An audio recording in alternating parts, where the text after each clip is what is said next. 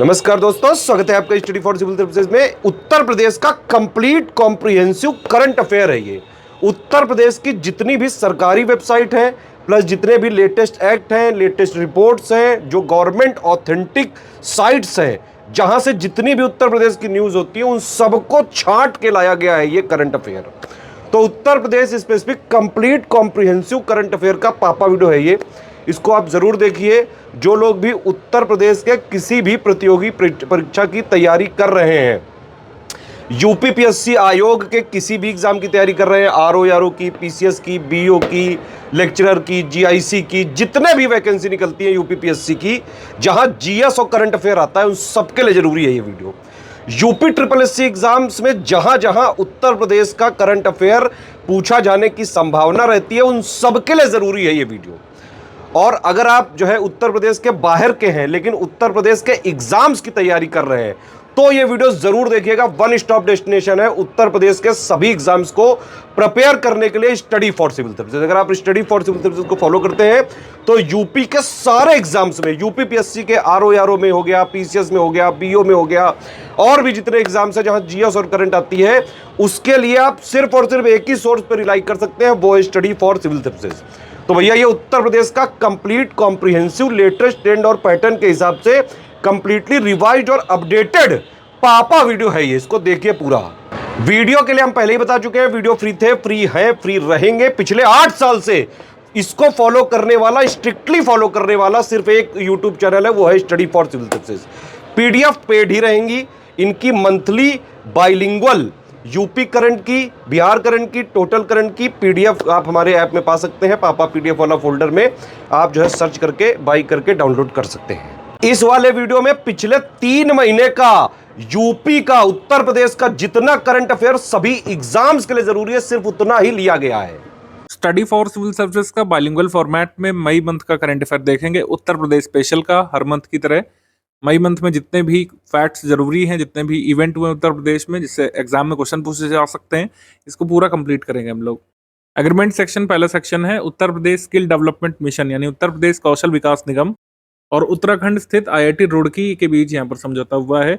इस पहल के तहत युवा व्यक्तियों को रोजगार क्षमता में सुधार करने के लिए कह सकते हैं Uttar Pradesh skill development mission IIT Roorkee के प्रयासों से लाभान्वित होगा, इनसे सहयोग प्राप्त करेगा। Uttar Pradesh skill development mission की स्थापना कब हुई थी? 2013 में। ठीक है, 2013 दिसंबर में इसकी स्थापना की गई थी।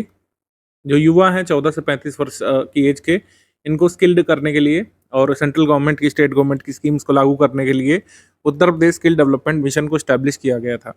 कोल इंडिया लिमिटेड और उत्तर प्रदेश राज्य विद्युत उत्पादन निगम लिमिटेड के बीच यहाँ पर समझौता हुआ। एक नॉन बाइंडिंग एग्रीमेंट है, जिसका उद्देश्य है उत्तर प्रदेश के में सौर ऊर्जा जो स्थापित क्षमता है उसको बढ़ाना। 500 मेगावाट का जो टारगेट है उत्तर प्रदेश का, उसके लिए जो है ये समझौता किया गया है उत्तर प्रदेश राज्य विद्युत उत्पादन निगम लिमिटेड और कोल इंडिया लिमिटेड के बीच। कोल इंडिया लिमिटेड सीआईएल की स्थापना कब हुई थी? आप कमेंट सेक्शन में लिख करके बताएंगे किस वर्ष में हुई थी। अपॉइंटमेंट सेक्शन की बात करें तो पूर्व रक्षा सचिव डॉक्टर अजय कुमार ये संघ लोक सेवा आयोग के नए अध्यक्ष नियुक्त किए गए हैं प्रेसिडेंट ऑफ इंडिया के द्वारा।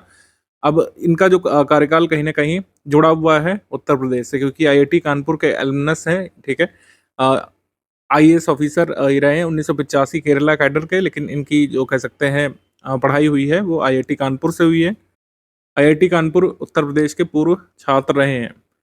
आगे बढ़ेंगे डिफेंस सेक्शन में। गंगा एक्सप्रेसवे हवाई पट्टी पर लैंडिंग का प्रदर्शन किया गया था हमारी आईएएफ, इंडियन एयर फोर्सेस के द्वारा 2 मई 2025 को ये एक्सरसाइज की गई थी। 3.5 किलोमीटर लॉन्ग जो एयर स्ट्रिप बनी है शाहजहांपुर उत्तर प्रदेश में, जहाँ पर गंगा एक्सप्रेसवे निर्माणाधीन है, यहाँ पर इंडियन एयर फोर्सेस ने टच डाउन किया था, टेक ऑफ लैंडिंग का प्रदर्शन किया था। राफेल, जगुआर और मिराज जेट यहाँ पर लैंड भी कराए थे और यहाँ से टेक ऑफ भी कराए थे। ये आइकॉनिक बात है, कहीं पर भी डिफेंस संबंधी कोई एक्सरसाइज होती है उत्तर प्रदेश में या फिर किसी भी राज्य में होती है तो उसके स्टेट पीसेस के लिए जरूरी होता है, ध्यान रखिएगा। कहाँ पे कराई गई थी? शाहजहांपुर में। और गंगा एक्सप्रेसवे जो बन रहा है उसके एक पार्ट में कराई गई थी। स्कीम्स कैंपेन में देख लेते हैं। उत्तर प्रदेश ग्लोबल कैपेबिलिटी सेंटर पॉलिसी 2024 की अपडेट हो गई है। इस नीति का लक्ष्य नोएडा, लखनऊ, कानपुर, वाराणसी जैसे क्षेत्रों में प्रौद्योगिकी और डिजिटल सेवाओं के केंद्र के रूप में स्थापित करना उद्देश्य है। नोएडा तो ऑलरेडी स्टैब्लिश्ड है, नोएडा के अलावा भी इसका विस्तार करना है कानपुर, वाराणसी, लखनऊ जैसे क्षेत्रों में। इसका विज़न डॉक्यूमेंट में लिखा गया है कि टियर 1, टियर 2 और टियर 3 शहरों में बुनियादी संरचना का विकास करेंगे ये लोग, और कुल मिलाकर के $1 ट्रिलियन इकोनॉमी बनने का जो उद्देश्य है उसमें कह सकते हैं समृद्धि करना है। अब इनका विज़न डॉक्यूमेंट मैंने पढ़ा तो ग्लोबल कैपेबिलिटी सेंटर के बारे में हमें कुछ चीज़ें पता होनी चाहिए। ग्लोबल कैपेबिलिटी सेंटर्स जो बनते हैं उनमें 2 तरीके की सेक्टर्स होते हैं। एक अपस्ट्रीम सेक्टर होते हैं, जिसमें बहुत स्पेशलाइज्ड उद्योग शामिल होते हैं जो इमर्जिंग उद्योग हैं, जैसे AI, robotics, machine learning, cloud computing, deep tech वगैरह। और डाउनस्ट्रीम सेक्टर्स जो होते हैं जो ऑलरेडी पॉपुलर हैं, ठीक है। जैसे नोएडा डाउनस्ट्रीम सेक्टर को तो एक तरीके से कह सकते हैं पूरी तरीके से स्केल कर चुका है। जैसे सॉफ्टवेयर एंड टेक्नोलॉजी ये आ जाता है इसमें, सॉफ्टवेयर एंड टेक। इसके अलावा यूटिलिटीज़ आ जाता है, utilities, health care, medical devices, ये सब डाउनस्ट्रीम सेक्टर हैं। तो ग्लोबल कैपेबिलिटी सेंटर पॉलिसी में कहा गया है कि डाउनस्ट्रीम सेक्टर के लिए हमारे जो शहर हैं जहाँ पर अभी इतना पेनिट्रेशन नहीं है इन सब हाई एंड उद्योगों का, वहाँ पे डाउनस्ट्रीम सेक्टर्स को इस्टेब्लिश किया जा सकता है ग्लोबल कैपेबिलिटी सेंटर्स डेवलप करके। कहाँ पे करेंगे? जैसे लखनऊ में, वाराणसी में, कानपुर में करेंगे, ठीक है, जहाँ पर नहीं ज़्यादा प्रचलित हैं ये सारे उद्योग। और इसमें कुछ इन्फॉर्मेशन दी गई थी, जैसे कि 25 टोटल एसईजेड हैं उत्तर प्रदेश में, 14 ऑपरेशनल है जिनमें से, और इसमें भी आईटी और आईटी इनेबल्ड सर्विसेज के सबसे ज़्यादा एसईजेड हैं। इसके अलावा करीब 40 आईटी पार्क्स हैं और सॉफ्टवेयर टेक्नोलॉजी पार्क्स वर्किंग हैं उत्तर प्रदेश में। कानपुर, लखनऊ, प्रयागराज, मेरठ और नोएडा में ये software technology parks of India working है। तो इतना ध्यान रखना यहाँ पे काफ़ी होगा। यूपी का जो एम्बिशियस टारगेट है $1 ट्रिलियन की इकोनॉमी बनने का, और इसको जो है बूस्ट करेगी ये पॉलिसी। आगे बढ़ते हैं हम लोग। मिशन शक्ति अभियान। मिशन शक्ति अभियान में कहा गया है कि नए इतिहास रचते हुए 9 करोड़ से अधिक महिलाओं तक यहाँ पर पहुँच इस्टेब्लिश की है, ठीक है। और इसमें एक डिटेल्ड क्वेश्चन आया था यूपी ट्रिपल एस सी के एक पेपर में, उसको जरूर देखना चाहिए आपको। यूपी ट्रिपल एस सी के भैषज जी के पेपर में आया था, ये महिला सशक्तिकरण की पहल है मिशन शक्ति के बारे में। ये एम्ड एट एम्पावरिंग वुमेन है, ये सही है। मिशन शक्ति उत्तर प्रदेश का फ्लैगशिप कार्यक्रम है महिला सशक्तिकरण के लिए, तो पहला कथन इसमें सही है। सेकंड स्टेटमेंट कह रहा है कि इसमें 10 दिवस का एक कंबाइंड प्रोग्राम चलाया जाता है safety, security, self defence, training और एंटरप्रेन्योरशिप डेवलपमेंट के लिए। ये तो सही है कि इसमें जो है प्रोग्राम चलाया जाता है safety, security, self defence, training और एंटरप्रेन्योरशिप डेवलपमेंट के लिए, लेकिन ये 10 दिवस का प्रोग्राम नहीं होता है, ये केवल 6 दिवस का प्रोग्राम होता है। 6 दिवस का प्रोग्राम ये चलाया जाता है। ये वाला इनकरेक्ट हो गया, ये वाला इनकरेक्ट हो गया। इसके बाद है कि इसको लॉन्च किया गया था 2024 में, ये गलत है। मिशन शक्ति अपने 5 वर्ष पूरा कर रहा है, इसको 2020 में लॉन्च किया गया था। 2020 में अक्टूबर में लॉन्च किया गया था मिशन शक्ति के पहले चरण को। 5वां चरण है इस साल 2025 में। It is wing run by department of women and child development, ये सही है। महिला और बाल विकास विभाग द्वारा संचालित किया जाता है मिशन शक्ति, ये भी सही है।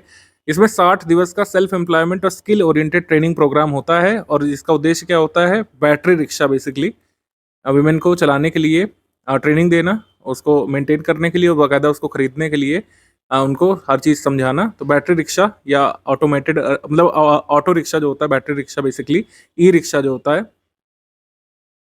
उसको चलाने के लिए ट्रेनिंग वगैरह यहाँ पे दी जाती है। 75,000 महिलाओं को ये लक्ष्य रखा गया है कि बैटरी रिक्शा चलाने की ट्रेनिंग दी जाएगी। ये है यहाँ पे। तो यहाँ पर हमारे कितने स्टेटमेंट सही हो गए? इसमें हमारे 3 स्टेटमेंट सही हो गए, 3 ए यहाँ पर हमारा आंसर हो गया। एक बहुत डिटेल्ड क्वेश्चन आया था मिशन शक्ति के बारे में, प्री में भी और मेंस में भी, बहुत ज़रूरी है ये मिशन शक्ति के बारे में आप लिखें, तो काफ़ी मैटर आपको इसी से मिल गया है। मिशन शक्ति ने अपने 5 वर्ष पूरे कर लिए हैं, 5 ईयर्स पूरे हो चुके हैं मिशन शक्ति के 2025 में। महिला सशक्तिकरण का इनिशिएटिव है, 5 सफल चरण मिशन शक्ति के हो चुके हैं पूरे। इसको कहाँ से लॉन्च किया गया था? बलरामपुर से, ठीक है, बलरामपुर से। आगे है यूपी एग्रीज। यूपी एग्रीज के बारे में हमने पहले भी डिस्कस किया है, कह सकते हैं नेशनल इंटरनेशनल वाले में। योगी आदित्यनाथ जी ने और वर्ल्ड बैंक के जो अध्यक्ष हैं अजय पाल सिंह बंगा जी, जो हेड कर रहे हैं इस समय, 9 मई 2025 को लखनऊ में इन्होंने मुलाकात की थी और यूपी एग्री स्कीम और एआई प्रज्ञा इनिशिएटिव का उद्घाटन किया था ऑफिशियली। यूपी एग्रीज कार्यक्रम उत्तर प्रदेश में पूर्वांचल बुंदेलखंड के 28 जिलों में लागू किया जाना है। पूर्वांचल बुंदेलखंड के 28 जिलों में यूपी एग्रीज को लागू किया जाएगा, ठीक है। इसका उद्देश्य क्या? यूपी एग्रीज कार्यक्रम में 3900 करोड़ रुपए खर्चा किया जाएगा, जिसमें 1166 करोड़ रुपए राज्य सरकार के होंगे और विश्व बैंक बाकी के रुपए 6 वर्षों तक इन्वेस्ट करने वाला है। इसका उद्देश्य है कृषि उत्पादकता में वृद्धि करना, प्राकृतिक संसाधनों का संरक्षण करना और किसानों की आय को बढ़ाना है कुल मिलाकर के। एआई प्रज्ञा इनिशिएटिव का क्या उद्देश्य है? उत्तर प्रदेश को एआई के क्षेत्र में और डिजिटल तकनीकों के क्षेत्र में अग्रणी बनाना है और उत्तर प्रदेश को एआई हब के तौर पर विकसित करना है। एआई सिटी तो अनाउंस कर ही दी गई है उत्तर प्रदेश के द्वारा कि एक एआई सिटी डेवलप करेंगे लखनऊ में, राजधानी लखनऊ में एआई सिटी जो है डेवलप की जाएगी। आगे बढ़ते हैं। बाल श्रम उन्मूलन अभियान ही चलाया गया था। बाल श्रम को समाप्त करने के लिए, जो बच्चे बाल श्रम में संलग्न हैं उनको शिक्षा से जोड़ने के लिए 12 जून 2025 को विशेष जागरूकता कार्यक्रम उत्तर प्रदेश सरकार आयोजित करेगी और तब हम उसको देखेंगे। हो सकता है कुछ नए स्कीम्स वगैरह भी अनाउंस की जाएं। बाल श्रम मुक्त करने के लिए जिला टास्क फोर्स का गठन किया जाएगा जिलों में। आगे बढ़ते हैं हम लोग। शैक्षिक सुधार पहल प्रोजेक्ट अलंकार। उत्तर प्रदेश के मुख्यमंत्री जी ने नई दिल्ली में प्रधानमंत्री की अध्यक्षता में एनडीए मुख्यमंत्रियों के सम्मेलन के दौरान उत्तर प्रदेश में प्रमुख परियोजनाओं में से अलंकार की सफलताओं पर प्रकाश डाला है।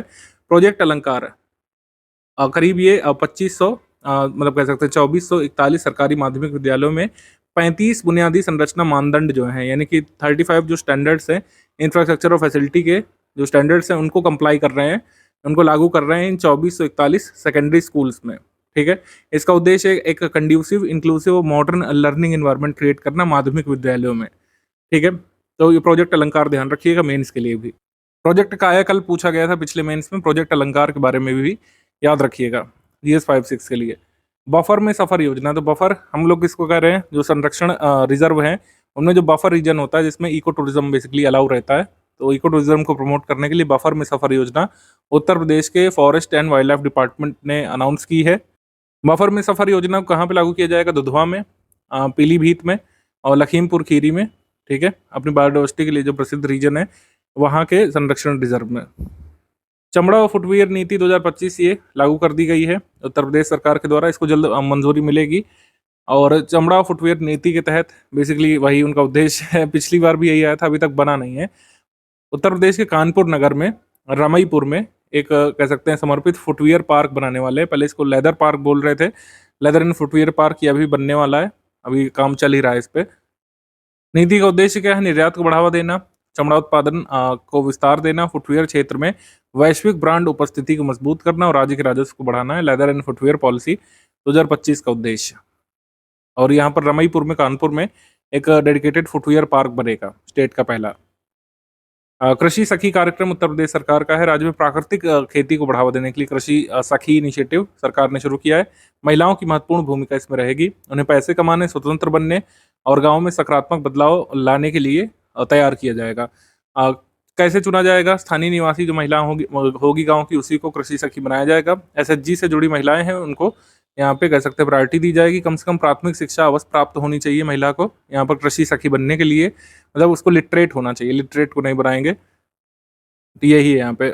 इसका उद्देश्य क्या है? To empower rural women by recognising and formalising their role in agriculture to improve rural livelihoods by providing new skills and good income to women. एक कृषि सखी इनिशिएटिव है। तो दोहरा इसका उद्देश्य है, तो प्राकृतिक खेती को बढ़ावा देना भारत के गांवों में और महिलाओं के रोजगार में वृद्धि करना। केंद्र सरकार की जो योजना है जिसका संबंध उत्तर प्रदेश से, जैसे Namaste scheme, National Action Plan for Mechanised Sanitation Ecosystem, Ministry of Social Justice and Empowerment की स्कीम है। इसका कुल मिलाकर उद्देश्य है जितने भी रूरल अर्बन एरिया है जहाँ पर मानव के द्वारा जो नाले वगैरह साफ कराए जाते हैं उसको पूरी तरीके से एलिमिनेट करना, इस प्रथा को, और मैकेनाइज्ड सैनिटेशन इकोसिस्टम को स्टैब्लिश करना, ऐसी मशीनरी और ऐसा इंफ्रास्ट्रक्चर हर जगह मौजूद रखना जिससे मैकेनाइज तरीके से सीवर वगैरह साफ किए जाएं, किसी भी मानव को सीवर के अंदर ना उतरना पड़े। तो नमस्ते स्कीम पर एक विशेष कार्यक्रम 16 मई 2025 को बरेली में आयोजित किया गया था ministry of Social Justice and empowerment के द्वारा, ये ध्यान रखिएगा। ठीक, अब आ जाते हैं स्पोर्ट्स पर। खेलो इंडिया यूथ गेम्स, इसका आयोजन पटना राजगीर में, मतलब पटना राजगीर गया, भागलपुर, बेगूसराय में हुआ था। जिम्नास्टिक्स, शूटिंग और साइकिलिंग इवेंट्स जो है नई दिल्ली में हुए थे। पहली बार मतलब खेलो इंडिया यूथ गेम्स का आयोजन बिहार में हुआ था। खेलो इंडिया यूथ गेम्स का ये 7th एडिशन था। प्रधानमंत्री जी ने जो है वीडियो कॉन्फ्रेंसिंग के माध्यम से उद्घाटन किया था। इसमें कुल मिलाकर 27 खेल आयोजित किए गए थे। उत्तर प्रदेश का स्थान मेडल टैली में राज्यों में यूटीज में 7वां है। उत्तर प्रदेश के टोटल मेडल 52 है, स्वर्ण यहाँ पर 14 है, ये जरूर ध्यान रखना है। शीर्ष पदक प्राप्त करता अगर राज्य देखें तो महाराष्ट्र टॉप पर, हरियाणा फिर, और फिर राजस्थान। उत्तर प्रदेश का स्थान मेडल टैली में 7th पर है, टोटल मेडल जो है 52, ये ध्यान रखिएगा। आगे रैंक्स रिपोर्ट्स में राजकोषीय स्वास्थ्य सूचकांक नीति आयोग ने जारी किया था। इसमें उत्तर प्रदेश की रैंक फिजिकल हेल्थ इंडेक्स में 7th है। स्कोर है उत्तर प्रदेश का आउट ऑफ 100 45.9। उत्तर प्रदेश को किस कैटेगरी में रखा गया है? फ्रंट रनर में, फ्रंट रनर की कैटेगरी में उत्तर प्रदेश को रखा गया है। ठीक है, बिहार, राजस्थान, हरियाणा परफॉर्मिंग कैटेगरी में है। ठीक है, वित्तीय वर्ष 2022-23 तक के डेटा को इसमें कवर किया गया है। आगे बढ़ते हैं हम लोग। नमूना पंजीकरण प्रणाली यानी सैंपल रजिस्ट्रेशन सर्वे की रिपोर्ट आ गई है रजिस्ट्रार जनरल ऑफ इंडिया की तरफ से। इसमें कुछ आंकड़े होते हैं जो बहुत इंपॉर्टेंट होते हैं और आगे तक भी पूछे जाते रह सकते हैं, क्योंकि 3-4 साल में ये आंकड़े अपडेट होते हैं ऑफिशियली। मृत्यु दर पर विशेष बुलेटिन 2019 से 21 तक की रिपोर्ट सामने आई है और इसमें 2014-16 से कंपेयर किया गया है। रिपोर्ट के अनुसार देश में शिशु मृत्यु दर, इन्फेंट मॉर्टेलिटी रेट में 1000 जन्मों पर 39 से घट करके 2021 में 1000 जन्मों पर 27 हो गई। देश की IMR हो गई है 27। उत्तर प्रदेश की कितनी है? उत्तर प्रदेश की इन्फेंट मॉर्टेलिटी रेट यानी कि IMR है 38 पर 1000। 5 वर्ष से कम आयु के बच्चों की मृत्यु दर, जिसे न्यूनेटल मॉर्टेलिटी रेट बोलते हैं, ये कितनी रह गई है इंडिया की? 1000 में 31 रह गई है। उत्तर प्रदेश की कम है नेशनल एवरेज से। उत्तर प्रदेश में neonatal mortality rate of Uttar प्रदेश ये 28 है पर 1000। और रिपोर्ट के अनुसार जन्म के समय लिंगानुपात जो है सुधरा है, 913 हो गया है इंडिया का 2021 तक। रिपोर्ट के अनुसार भारत में कुल प्रजनन दर यानी टोटल फर्टिलिटी रेट, ये कह सकते हैं रिप्लेसमेंट लेवल फर्टिलिटी के भी नीचे आ गई है, 2.1 से नीचे आकर 2.0 हो गई है। ठीक है, यानी एवरेज 2 ही बच्चे लोग पैदा कर रहे हैं कपल्स पूरे भारत में, अगर एवरेज निकालें। रिप्लेसमेंट लेवल फर्टिलिटी 2.1 होती है, उससे भी कम है। उत्तर प्रदेश की TFR हालांकि 2.7 है। उत्तर प्रदेश की टोटल फर्टिलिटी रेट इस समय 2.7 है। और MMR की बात करें यानी कि मैटरनल मॉर्टेलिटी रेशियो के बारे में, मैटरनल मॉर्टेलिटी रेशियो का उद्देश्य था 2030 तक 70 से कम लाना। इसका उद्देश्य राज्यों को, जिन राज्यों ने 70 से कम कर लिया है, और वो केरल है, महाराष्ट्र है, तेलंगाना है, आंध्र प्रदेश, तमिलनाडु, यहाँ पर MMR कम है 70 से। उच्च MMR कहाँ पे है? सबसे ज़्यादा MMR मैटरनल मॉर्टेलिटी रेशियो ये मध्य प्रदेश में है, फिर असम में है, 3rd नंबर पर उत्तर प्रदेश में है। उत्तर प्रदेश में MMR मैटरनल मॉर्टेलिटी रेशियो ज़्यादा है, ये ध्यान रखिएगा, 151 है। आगे आ जाते हैं GST संग्रह पर रिपोर्ट। GST संग्रह के मामले में उत्तर प्रदेश के मेरठ जोन ने जो है GST संग्रह में पूरे राज्य में पहला स्थान हासिल कर लिया है, ये ध्यान रखिएगा। लखनऊ का कॉर्पोरेट सर्कल हेडक्वार्टर दूसरे स्थान पर है, और फिर गौतम बुद्ध नगर, लखनऊ द्वितीय जोन और बरेली जोन तीसरे चौथे स्थान पर है। पहले वाला ध्यान रखिएगा बस, मेरठ जोन से सबसे ज़्यादा GST कलेक्ट किया गया है। MCQ सेक्शन पे आ जाते हैं हम लोग। कछुआ दिवस, वर्ल्ड टर्टल डे के बारे में है। वर्ल्ड टर्टल डे के बारे में उत्तर प्रदेश में भी न्यूज़ आई थी। तो वर्ल्ड टर्टल डे ये हर साल 23 मई को मनाया जाता है, ये करेक्ट है। वर्ल्ड टर्टल डे 23 मई को मनाया जाता है। इस बार 27वीं एनिवर्सरी मनाई गई थी, ये रॉन्ग है, क्योंकि इस बार वर्ल्ड टर्टल डे की 25वीं वर्षगांठ मनाई गई थी। सेकंड स्टेटमेंट रॉन्ग है। फिर थर्ड है, विश्व कछुआ दिवस का विषय डांसिंग टर्टल्स रॉक था। डांसिंग टर्टल्स रॉक, ये सही है, ये थीम थी वर्ल्ड टर्टल डे की, करेक्ट। इसके बाद वर्ल्ड टर्टल डे 1998 से मनाया जा रहा है, ये गलत है, ये 2000 से मनाया जा रहा है, 2000 से, 1998 से नहीं, ये वाला रॉन्ग हो गया। 1 और 3 यहाँ पे करेक्ट है, 1 एंड 3, 1 और 3 यहाँ पे सही है। इसके अलावा उत्तर प्रदेश से क्या न्यूज़ आई थी इसमें? विश्व कछुआ दिवस पर ये कहा गया था कि पीलीभीत टाइगर रिजर्व ने अवैध कछुए की तस्करी से निपटने, उनके आवासों को बहाल करने के लिए और वैज्ञानिक संरक्षण को बढ़ावा देने के लिए एक दीर्घकालिक योजना का अनावरण किया था पीलीभीत टाइगर रिजर्व ने। 1 मई 2025 को उपराष्ट्रपति जगदीप धनखड़ ने लखनऊ स्थित APJ अब्दुल कलाम प्राविधिक विश्वविद्यालय में किसकी आत्मकथात्मक पुस्तक चुनौतियां मुझे पसंद है का विमोचन किया था। चुनौतियां मुझे पसंद हैं, ये ऑटोबायोग्राफी है उत्तर प्रदेश की गवर्नर की, आनंदीबेन पटेल जी की ऑटोबायोग्राफी है, चुनौतियां मुझे पसंद है। इसका विमोचन किया था हमारे वाइस प्रेसिडेंट ऑफ इंडिया ने। सी यहाँ पे सही है। वैसे तो ऑटोबायोग्राफी में ऑथर खुद ही लिखता है, लेकिन आनंदीबेन पटेल की ये बायोग्राफी लिखी है विनय जोशी, अशोक देसाई और पंकज जानी ने। आगे बढ़ते हैं हम लोग। पिपरवा अवशेष के बारे में क्या कथन यहाँ पे सही है? भारत सरकार के संस्कृति मंत्रालय ने सोथबी और श्री क्रिस पेपे को एक कानूनी नोटिस जारी किया था, जिसमें हांगकांग में ऐतिहासिक बुद्ध के पिपरवा रत्न मौर्य साम्राज्य अशोक युग के 240 से 200 BC के शीर्षक वाली नीलामी को तत्काल रोकने की मांग की गई थी। सोथबी म्यूजियम और क्रिस पेपे जो है ये नीलामी करने वाले थे।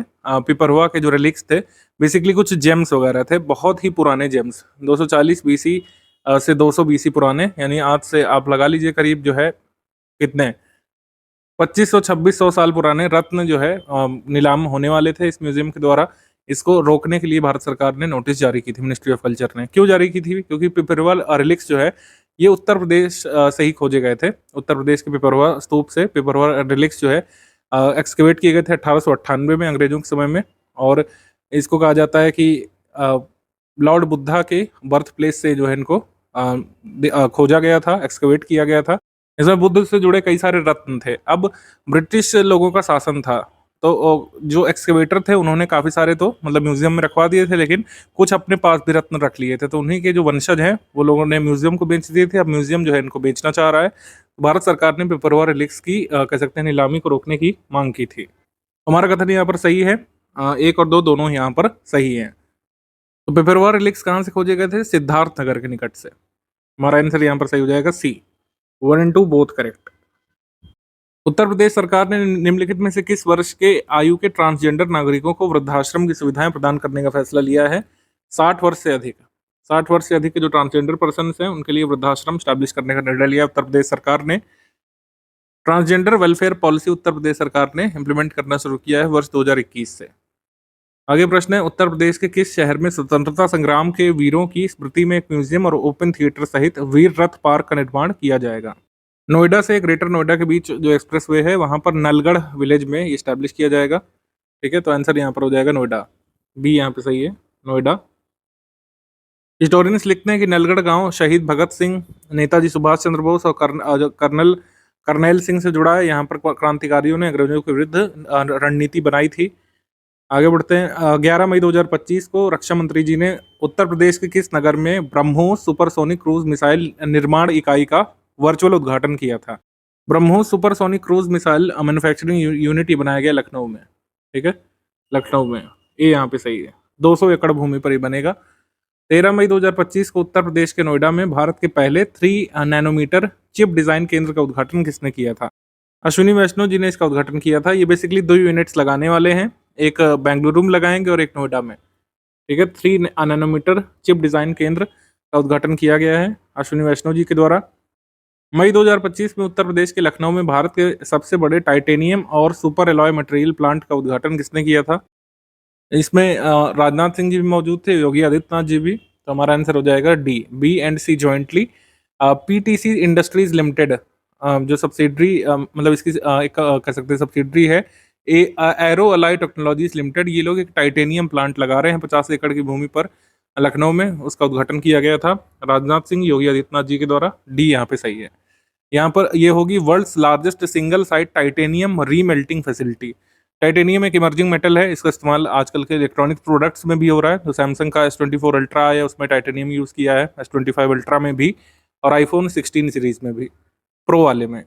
मई 2025 में उत्तर प्रदेश सरकार द्वारा एक जनपद एक उत्पाद यानी कि 1 डिस्ट्रिक्ट 1 प्रोडक्ट योजना के तहत कितने नए प्रोडक्ट्स को शामिल किया गया है? 12 नए प्रोडक्ट्स को एसिमुलेट किया गया है।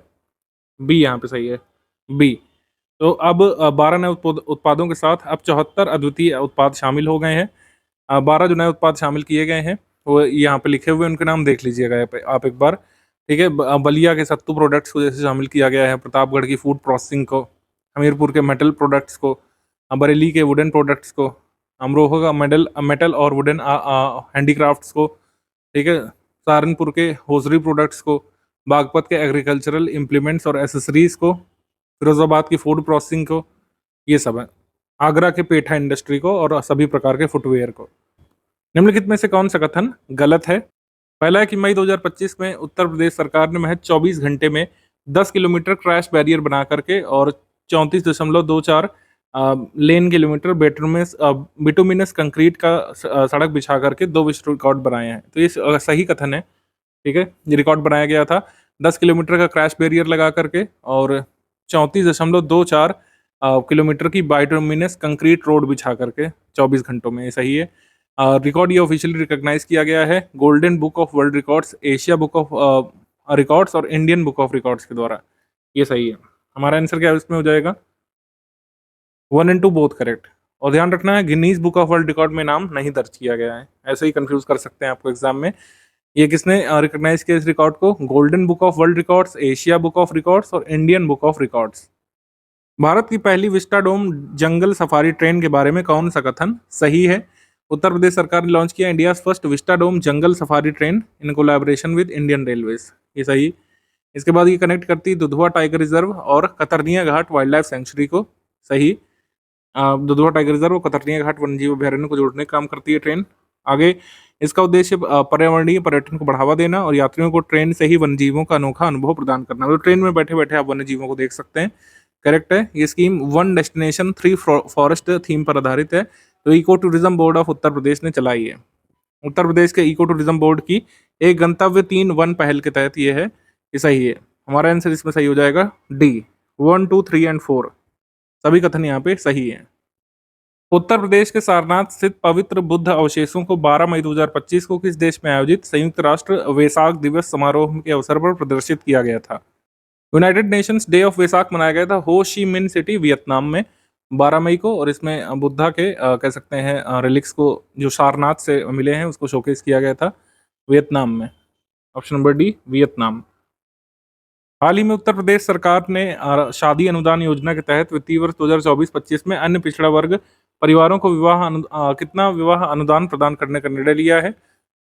ओबीसी परिवारों को 1 लाख रुपए यहाँ पे मिलता है शादी अनुदान योजना के तहत, सी यहाँ पे सही है। आगे ये भी ध्यान रखिएगा कि बीपीएल परिवार जो है उनको 20,000 रुपए की आर्थिक सहायता मिलती है। 22 मई 2025 को राष्ट्रीय महिला आयोग ने उत्तर प्रदेश के किस जिले में स्थित महात्मा ज्योतिबा फुले रोहिलखंड यूनिवर्सिटी में यशोदा आपकी एआई सखी इनिशिएटिव की शुरुआत की है? यशोदा एआई आपकी एआई सखी इनिशिएटिव की शुरुआत की गई है बरेली में, बरेली के रोहिलखंड यूनिवर्सिटी में, ए यहाँ पे सही है। आगे है अप्रैल 2025 में मुख्यमंत्री जी ने आधुनिक गार्बेज ट्रांसफर स्टेशन का लोकार्पण कहाँ पे किया था? ये किया गया था गोरखपुर में, ऑप्शन नंबर बी यहाँ पे सही है, गोरखपुर। गोरखपुर के चरगवां क्षेत्र में आधुनिक गार्बेज ट्रांसफर स्टेशन का उद्घाटन किया गया था। निम्नलिखित में से कौन सा कथन सही है? 14 मई 2025 को केंद्रीय मंत्रिमंडल ने भारत की 6ठी सेमीकंडक्टर यूनिट को मंजूरी दे दी है, ये उत्तर प्रदेश के जेवर में स्थापित की जाएगी। तो देश का 6th सेमीकंडक्टर यूनिट ये जेवर में खुलेगा, ठीक है, नोएडा में। उसके बाद उत्तर प्रदेश ने इको टूरिज्म और वन्य जागरूकता को बढ़ावा देने के लिए विस्टाडोम कोच से लेस भारत की पहली जंगल सफारी शुरू की है, ये हम तुम देख ही चुके ऊपर। हमारा आंसर सही हो जाएगा इसमें सी, 1 एंड 2 बोथ करेक्ट, सी। उत्तर प्रदेश के जेवर में सेमीकंडक्टर प्लांट लगाया जाएगा, हिंदुस्तान कंप्यूटर्स लिमिटेड और फॉक्सकॉन की साझेदारी से लगाया जाएगा। इसमें मोबाइल, लैपटॉप और गाड़ियों के डिस्प्ले ड्राइवर चिप्स बनाए जाएंगे। आगे है उत्तर प्रदेश द्वारा कितने करोड़ रुपए की लागत से ऐतिहासिक, पौराणिक और आध्यात्मिक महत्व के स्थलों को जोड़ने के लिए सड़कों का जीर्णोद्धार सुदृढ़ीकरण किया जाएगा? उत्तर प्रदेश ने रिलीजियस और हिस्टोरिकल प्लेसेस को कनेक्ट करने वाली इंपॉर्टेंट रोड्स को सही तरीके से बनाने के लिए 4560 करोड़ रुपए का यहाँ पर बजट डिसाइड किया है, सी यहाँ पे सही है। आगे क्वेश्चन है 6 मई 2025 को उत्तर प्रदेश मंत्रिमंडल ने उत्तर प्रदेश स्टेट कैरिज बस अड्डा, कॉन्ट्रैक्ट कैरिज और all India tourist bus park स्थापना और विनिमय नीति 2025 के प्रख्यापन को मंजूर कर दिया है। यानी कि Uttar Pradesh state carriage bus terminal, contract carriage, all India tourist bus park policy को प्रोमलगेट कर दिया है, ये सही है। इसके बाद है कि उत्तर प्रदेश मंत्रिमंडल ने UP global capability centre policy को लागू किया है। ये आई है पॉलिसी 2025 में, लेकिन इसको UP global capability centre policy 2024 कहा जाएगा, ये ध्यान रखना है, कंफ्यूज नहीं होइएगा इसमें। दोनों ही कथन यहाँ पे सही है, सी आंसर हो जाएगा, 1 एंड 2 बोथ करेक्ट। आगे बढ़ते हैं हम लोग। 26 अप्रैल 2025 को चंबल अभयारण्य उत्तर प्रदेश के भीतर और उसकी देखरेख में स्थित गढ़हिता कछुआ संरक्षण केंद्र से 20 कछुओं को यानी कि रेड क्राउंड रूफ्ड टर्टल को किस वेटलैंड में छोड़ा गया है? तो छोड़ा गया है हैदरपुर वेटलैंड में, हैदरपुर वेटलैंड में चंबल अभयारण्य से ये रेड क्राउंड रूफ्ड टर्टल्स को छोड़ा गया है, बी यहाँ पे सही है। आगे प्रश्न है कि प्रधानमंत्री जी ने 30 मई 2025 को उत्तर प्रदेश के कानपुर में 47,600 करोड़ रुपए की लागत वाली 17 परियोजनाओं का शिलान्यास और उद्घाटन किया, ये करेक्ट है, ठीक है। प्रधानमंत्री जी कानपुर आए थे। उत्तर प्रदेश के मुख्यमंत्री योगी आदित्यनाथ जी ने घोषणा की कि औरैया के मेडिकल कॉलेज का नाम बदल करके रानी अहिल्याबाई होलकर के नाम पर रखा जाएगा, ये करेक्ट है, अहिल्याबाई होलकर सही। भदोही जिले से वाराणसी में प्रवेश करने वाली 47 किलोमीटर लंबी मटुका नदी को फिर से पुनर्जीवित किया जाएगा, रिजुविनेट किया जाएगा, करेक्ट है। मटुका नदी, हमारा आंसर सही हो जाएगा इसमें से डी, सभी कथन सही है, उपयुक्त सभी डी। उत्तर प्रदेश के किस शहर में स्थित शहरी सहकारी बैंक HCBL कोऑपरेटिव बैंक का लाइसेंस आरबीआई ने रद्द कर दिया है। HCBL कोऑपरेटिव बैंक जो है लखनऊ में फंक्शन करता था, इनका लाइसेंस आरबीआई ने रद्द कर दिया है, ए यहाँ पे सही है। आगे बढ़ते हैं। भारतीय प्रौद्योगिकी संस्थान BHU वाराणसी के स्कूल ऑफ बायोकेमिकल इंजीनियरिंग की शोध टीम ने किस फॉरेंसिक तकनीक का विकास किया है, जिसके लिए टीम ने फॉरेंसिक हैकाथॉन 2025 में शीर्ष स्थान प्राप्त किया है। Glycan based age estimation for biological fluids, ये कह सकते हैं इनका अनुसंधान था, इसके लिए इनको फॉरेंसिक हैकाथॉन 2025 में शीर्ष स्थान प्राप्त हुआ है। ठीक है, ए यहाँ पे सही है, ए।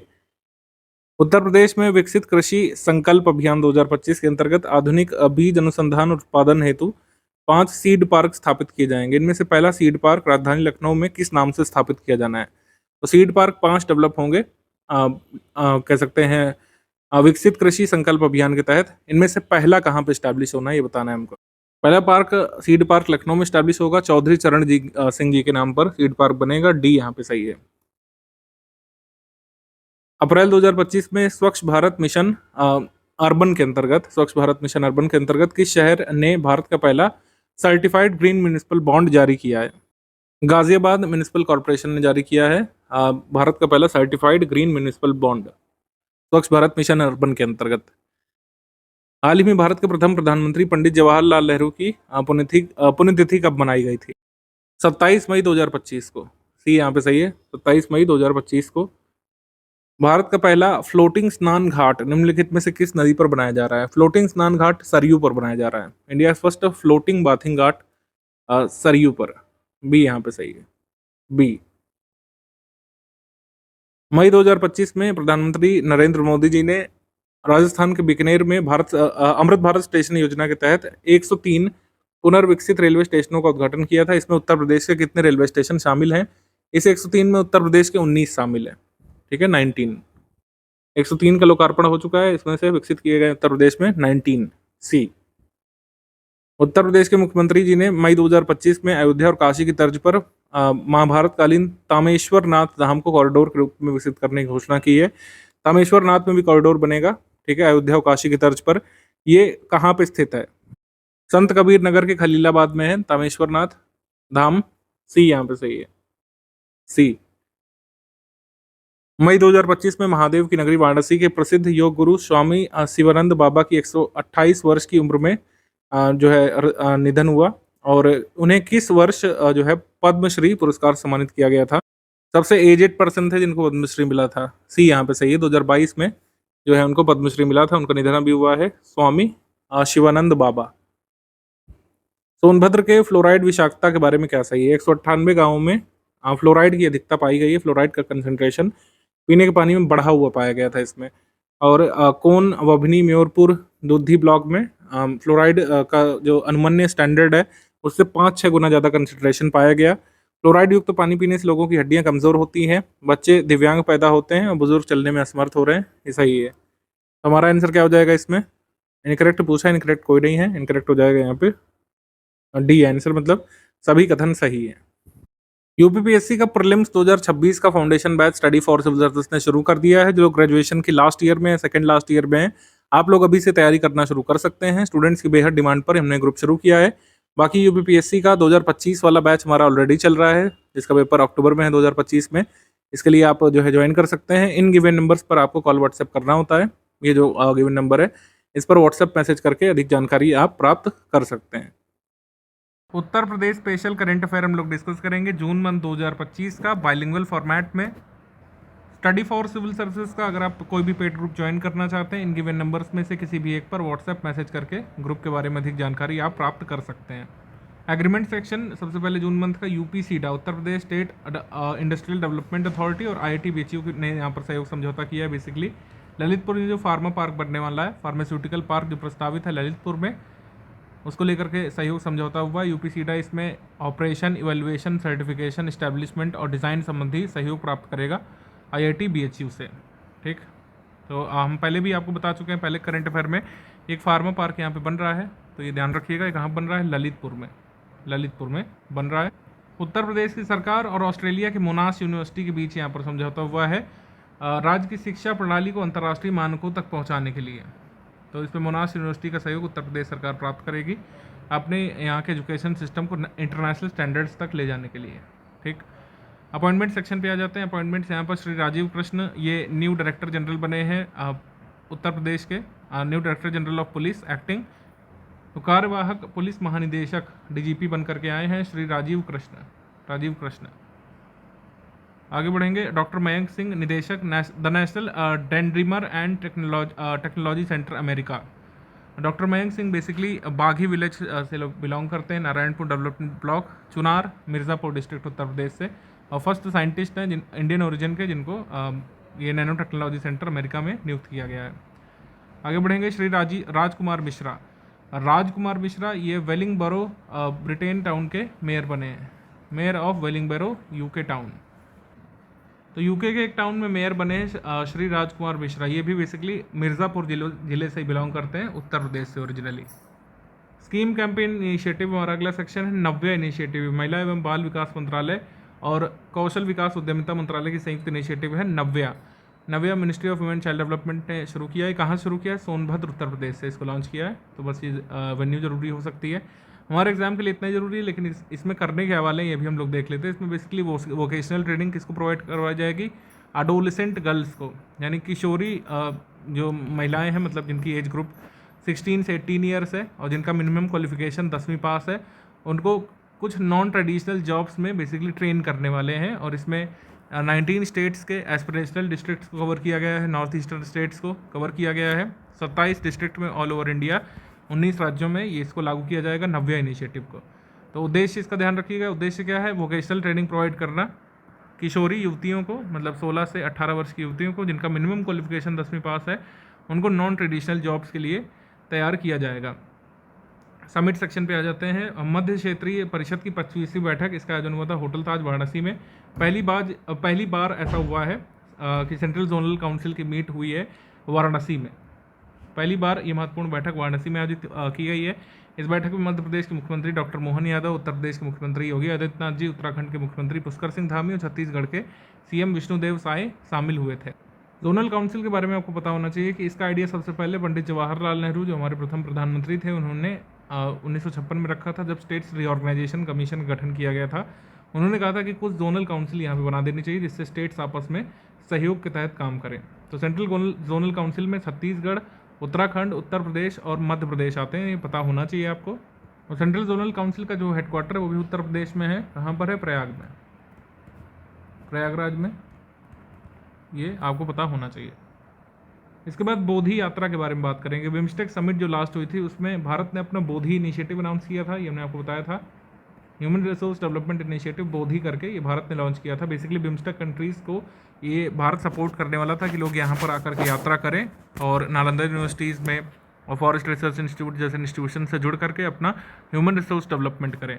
तो बोधि यात्रा ट्रिप फैमिलाइजेशन ट्रिप है, ये ऑर्गेनाइज की गई थी 2 जून से 7 जून तक ministry of external affairs Uttar Pradesh और बिहार टूरिज्म डिपार्टमेंट के कोलैबोरेशन से। और 50 डेलीगेट्स यहाँ पर 5 आसियान देशों से आए थे, कैम्बोडिया से, लाओस से आए थे, थाईलैंड से, वियतनाम से आए थे इस ट्रिप में पार्टिसिपेट करने। बोधि इनिशिएटिव के तहत भारत ने टारगेट रखा था 300 डेलीगेट्स को प्रतिवर्ष बुलाने का आसियान कंट्रीज से। तो पहली ट्रिप पर ये लोग आए थे, 50 लोग आए थे इन आसियान देशों से। और ये लोग कहाँ पे विजिट कर रहे थे? जैसे 7 जून को सारनाथ में विजिट कर रहे थे। और 6 फेमस बुद्धिस्ट प्लेसेस जो हैं, जैसे श्रावस्ती है, कपिल वस्तु, कुशीनगर, सारनाथ, वाराणसी, आगरा, लखनऊ, इन सब में इन लोगों ने विजिट किया था बोधि यात्रा फैम ट्रिप के तहत। आगे है international trade show. International trade show लगातार 2 वर्षों से हो रहा है, तीसरा भी ऑर्गेनाइज किया गया था। इंटरनेशनल ट्रेड शो ये ग्रेटर नोएडा में हुआ था, ग्रेटर नोएडा में आयोजित हुआ था। मुख्यमंत्री योगी आदित्यनाथ जी ने इसकी मेज़बानी की थी और साथ ही यूथ अड्डा का लोकार्पण किया था। सीएम युवा मोबाइल ऐप का शुभारंभ किया था। बरेली और मुरादाबाद में 18 करोड़ रुपए की 1 डिस्ट्रिक्ट 1 प्रोडक्ट CFC परियोजनाओं का उद्घाटन किया गया था। थर्ड इंटरनेशनल ट्रेड शो भी ग्रेटर नोएडा में ही हुआ था पिछले के जैसे। एक्चुअली अभी हुआ नहीं, अनाउंसमेंट हुई है। सितंबर में ही लास्ट टाइम हुआ था सेकंड वाला, और सितंबर अक्टूबर के करीब फर्स्ट वाला भी हुआ था। तो ग्रेटर नोएडा में ही होगा, ये अनाउंसमेंट किया गया था योगी आदित्यनाथ जी के द्वारा। आगे है व्यापारी कल्याण दिवस। लोक भवन लखनऊ में व्यापारी कल्याण दिवस बनाया गया था। व्यापारी कल्याण दिवस किसके बर्थडे पर बनाया गया? फिलैंथ्रोपिस्ट भामा शाह जी के बर्थडे पर जो है अब ये व्यापारी कल्याण दिवस बनाया गया था। योगी आदित्यनाथ जी ने भामा शाह सम्मान से कई सारे ट्रेडर्स को सम्मानित किया जो हाईएस्ट रेवेन्यू उत्तर प्रदेश सरकार में पे करते हैं। ठीक, लखनऊ में हुआ था व्यापारी कल्याण दिवस का आयोजन। एमसीक्यू सेक्शन पे आ जाएंगे। एमसीक्यू ज़्यादा है इस मंथ में, जून मंथ में। मई 2025 के लास्ट में उत्तर प्रदेश के कानपुर में स्थित घाटमपुर ताप विद्युत परियोजना की यूनिट 1 का उद्घाटन किसने किया था? इसका उद्घाटन किया था पीएम मोदी जी ने।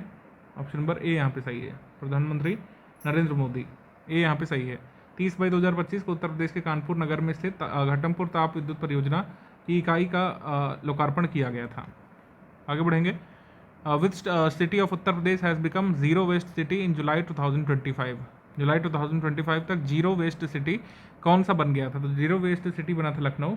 ऑप्शन नंबर सी यहाँ पे सही है, राजधानी Lucknow effectively zero waste city बना था क्योंकि 700 मीट्रिक टन का वेस्ट प्रोसेसिंग यूनिट नया लगाया गया है शिवरी प्लांट में लखनऊ में। और इस तरीके से लखनऊ 2000 मीट्रिक टन वेस्ट को डेली जो है साइंटिफिक मैनर में प्रोसेस करता है। ठीक है, तो इस तरीके से एक ज़ीरो नेट वेस्ट सिटी बन गया है लखनऊ। तो 2000 मीट्रिक टन की वेस्ट प्रोसेसिंग लखनऊ करता है। आगे बढ़ेंगे हम लोग। गंगा एक्सप्रेसवे के बारे में कौन सा कथन सही है? गंगा एक्सप्रेसवे ये फर्स्ट एक्सप्रेस वे बन गया भारत का जहाँ पर एयरफोर्सेस प्लेन लैंड करने में कैपेबल होंगे डे और नाइट दोनों में, यानी दिन और रात्रि दोनों में एयरफोर्सेस प्लेन यहाँ पर लैंड कर सकेंगे। ये करेक्ट है। इसके बाद air force's fighter planes Rafale, Mirage और जैगुआर, इन्होंने लैंडिंग परीक्षण किया था। 3.5 किलोमीटर लंबी जो स्ट्रिप बनी है इस निर्माणाधीन एक्सप्रेसवे में, उसमें लैंडिंग परीक्षण यहाँ बेसिकली किया गया था air force's jet Mirage, Rafale, Jaguar के द्वारा। ये सही है, तो हमारा आंसर इसमें हो जाएगा सी। 1 और 2 बोथ करेक्ट, सी यहाँ पे सही है, सी। अगला क्वेश्चन है ग्रेटर नोएडा एक्सप्रेसवे के पास स्थित सेक्टर 145 नालागढ़ गांव में शहीदों की याद में 22 एकड़ में वीर रथ पार्क बनाया जाएगा। नालागढ़ गांव में वीर रथ पार्क बनाया जाएगा, ये सही है, वीर रथ पार्क बिल्ड किया जाएगा, करेक्ट है। फिर सेकंड है कि ये एक म्यूजियम भी यहाँ पर स्थित होगा जहाँ पर हमारे स्वतंत्रता संग्राम सेनानी और बेसिकली 32 जो शहीद रहे हैं उनकी प्रतिमाएं यहाँ पे लगाई जाएंगी, करेक्ट है। नालागढ़ गांव शहीद भगत सिंह, सुखदेव, राजगुरु, नेताजी सुभाष चंद्र बोस, आज़ाद हिंद फौज में कर्नल रहे कर्नैल सिंह की शरण स्थली रहा है, मतलब कहीं ना कहीं इन सब फ्रीडम फाइटर्स का जुड़ाव स्थल से रहा है, तो करेक्ट है। हमारा आंसर सही हो जाएगा इसमें सी, ऑल ऑफ द अबव यहाँ पर सही है, सी। तो कई बार इतिहास की कई सारी चीज़ें हमको करंट अफेयर में जानने को मिलती हैं। आपने नालागढ़ के बारे में किसी हिस्ट्री बुक में नहीं सुना होगा, लेकिन ये हमारे एग्जाम में पूछा जा सकता है। कौन सा कथन सही है? मई 2025 में लिए गए निर्णय के अनुसार उत्तर प्रदेश को $1 ट्रिलियन की इकोनॉमी बनाने के लिए उद्देश्य से $1 ट्रिलियन सेल का गठन किया जाएगा। सभी जिलों में, जनपदों में $1 ट्रिलियन सेल का गठन किया जाएगा, सही है। और इस सेल में जिलाधिकारी की अध्यक्षता में जिला अर्थ एवं संख्या अधिकारी सही संयोजक के रूप में कार्य करेंगे, ये भी सही है। हमारा आंसर सही हो जाएगा इसमें सी, 1 और 2 बोथ करेक्ट। तो बस ये आपसे पूछ सकते हैं कि ये $1 ट्रिलियन सेल को हेड कौन करेगा? डिस्ट्रिक्ट के डीएम्स यानी डिस्ट्रिक्ट मजिस्ट्रेट्स इसको हेड करेंगे इस सेल को। 1 और 2 दोनों ही सही, सी। आगे हम लोग बढ़ेंगे। जून 2025 में ललित उपाध्याय ने इंटरनेशनल हॉकी से संन्यास लेने की घोषणा की है। ये उत्तर प्रदेश के किस जिले से संबंधित है? ललित उपाध्याय अब हॉकी नहीं खेलेंगे, ये संबंधित है वाराणसी से, ऑप्शन नंबर डी सही है। अर्जुन अवार्ड विनर है ललित उपाध्याय। मेडल विनिंग जो इंडियन हॉकी टीम थी जिसने टोक्यो में और पेरिस ओलंपिक में जो ब्रॉन्ज जीता था, इसमें टीम के विभाग थे ललित उपाध्याय। इंडियन एस्ट्रोनॉमर शुभांशु शुक्ला जो एक्सियम 4 मिशन पर इंटरनेशनल स्पेस स्टेशन गए हैं, ये कहाँ को बिलोंग करते हैं? आपको पता होना चाहिए, लखनऊ से हैं, ठीक है, लखनऊ से हैं, बी। भारत के सबसे बड़े टाइटेनियम सुपर अलॉय सामग्री संयंत्र के बारे में क्या सही है? इसको इंडिया लार्जेस्ट टाइटेनियम और सुपर अलॉय मटेरियल प्लांट कहा जा रहा है, ठीक। Indian defence minister Rajnath Singh और चीफ मिनिस्टर ऑफ उत्तर प्रदेश योगी आदित्यनाथ जी ने भारत के सबसे बड़े टाइटेनियम और सुपर अलॉय मटेरियल्स प्लांट को इनॉग्रेट किया। कहाँ पे? लखनऊ में। ये titanium plant PTC Industries limited की सहायक कंपनी एरोलॉय टेक्नोलॉजीज लिमिटेड द्वारा संचालित किया जाएगा, ये करेक्ट है। इसके बाद है कि ये प्लांट विश्व का सबसे बड़ा सिंगल साइट टाइटेनियम रिमेल्टिंग केंद्र बन गया है, यह भी सही है। और इसके कंस्ट्रक्शन से एरोस्पेस ग्रेड टाइटेनियम अब पॉसिबल होगा भारत में। एरोस्पेस ग्रेड टाइटेनियम, इससे कई सारे मशीनरी प्रोडक्ट्स आजकल बनाए जा रहे हैं। जैसे आप देखेंगे, जिन लोगों को जानकारी है, आईफोन 16 प्रो मैक्स जो नया मतलब मॉडल है अब तक का लेटेस्ट, उसमें टाइटेनियम का इस्तेमाल किया गया है। S24 अल्ट्रा में टाइटेनियम का इस्तेमाल किया गया है, S25 अल्ट्रा में भी। तो एरोस्पेस ग्रेड टाइटेनियम का इस्तेमाल बहुत हाई एंड मशीनरी प्रोडक्ट्स में किया जाता है। हमारा आंसर इसमें हो जाएगा सी यहाँ पे सही है, उपयुक्त सभी। और ये परियोजना, ये बड़ा ज़रूरी ये एग्जाम में आ सकता है कि इसको किसके तहत डेवलप किया जा रहा है। Uttar Pradesh defence industrial corridor के एक भाग के रूप में प्रोडक्शन यहाँ पर इस इकाई ने शुरू किया है। इसके बाद 1 जुलाई 2025 को President of India Droupadi Murmu ने इनॉग्रेट किया था महायोगी गुरु गोरखनाथ आयुष यूनिवर्सिटी। किस डिस्ट्रिक्ट में? गोरखपुर इसका आंसर है, गोरखपुर सी। ये उत्तर प्रदेश का फर्स्ट आयुष यूनिवर्सिटी है, ये एग्जाम में आ सकता है, ध्यान रखिएगा। उत्तर प्रदेश का प्रथम आयुष विश्वविद्यालय है, 268 करोड़ रुपए की लागत से ये खुला है। पिपरी भटहट में ये बना है, ठीक है। निम्नलिखित में से कौन सा कथन सही है? 1 जून 2025 को सेंट्रल गवर्नमेंट ने अप्रूव कर दिया था 417 करोड़ रुपए का electronics manufacturing cluster Gautam Buddh Nagar Uttar Pradesh में।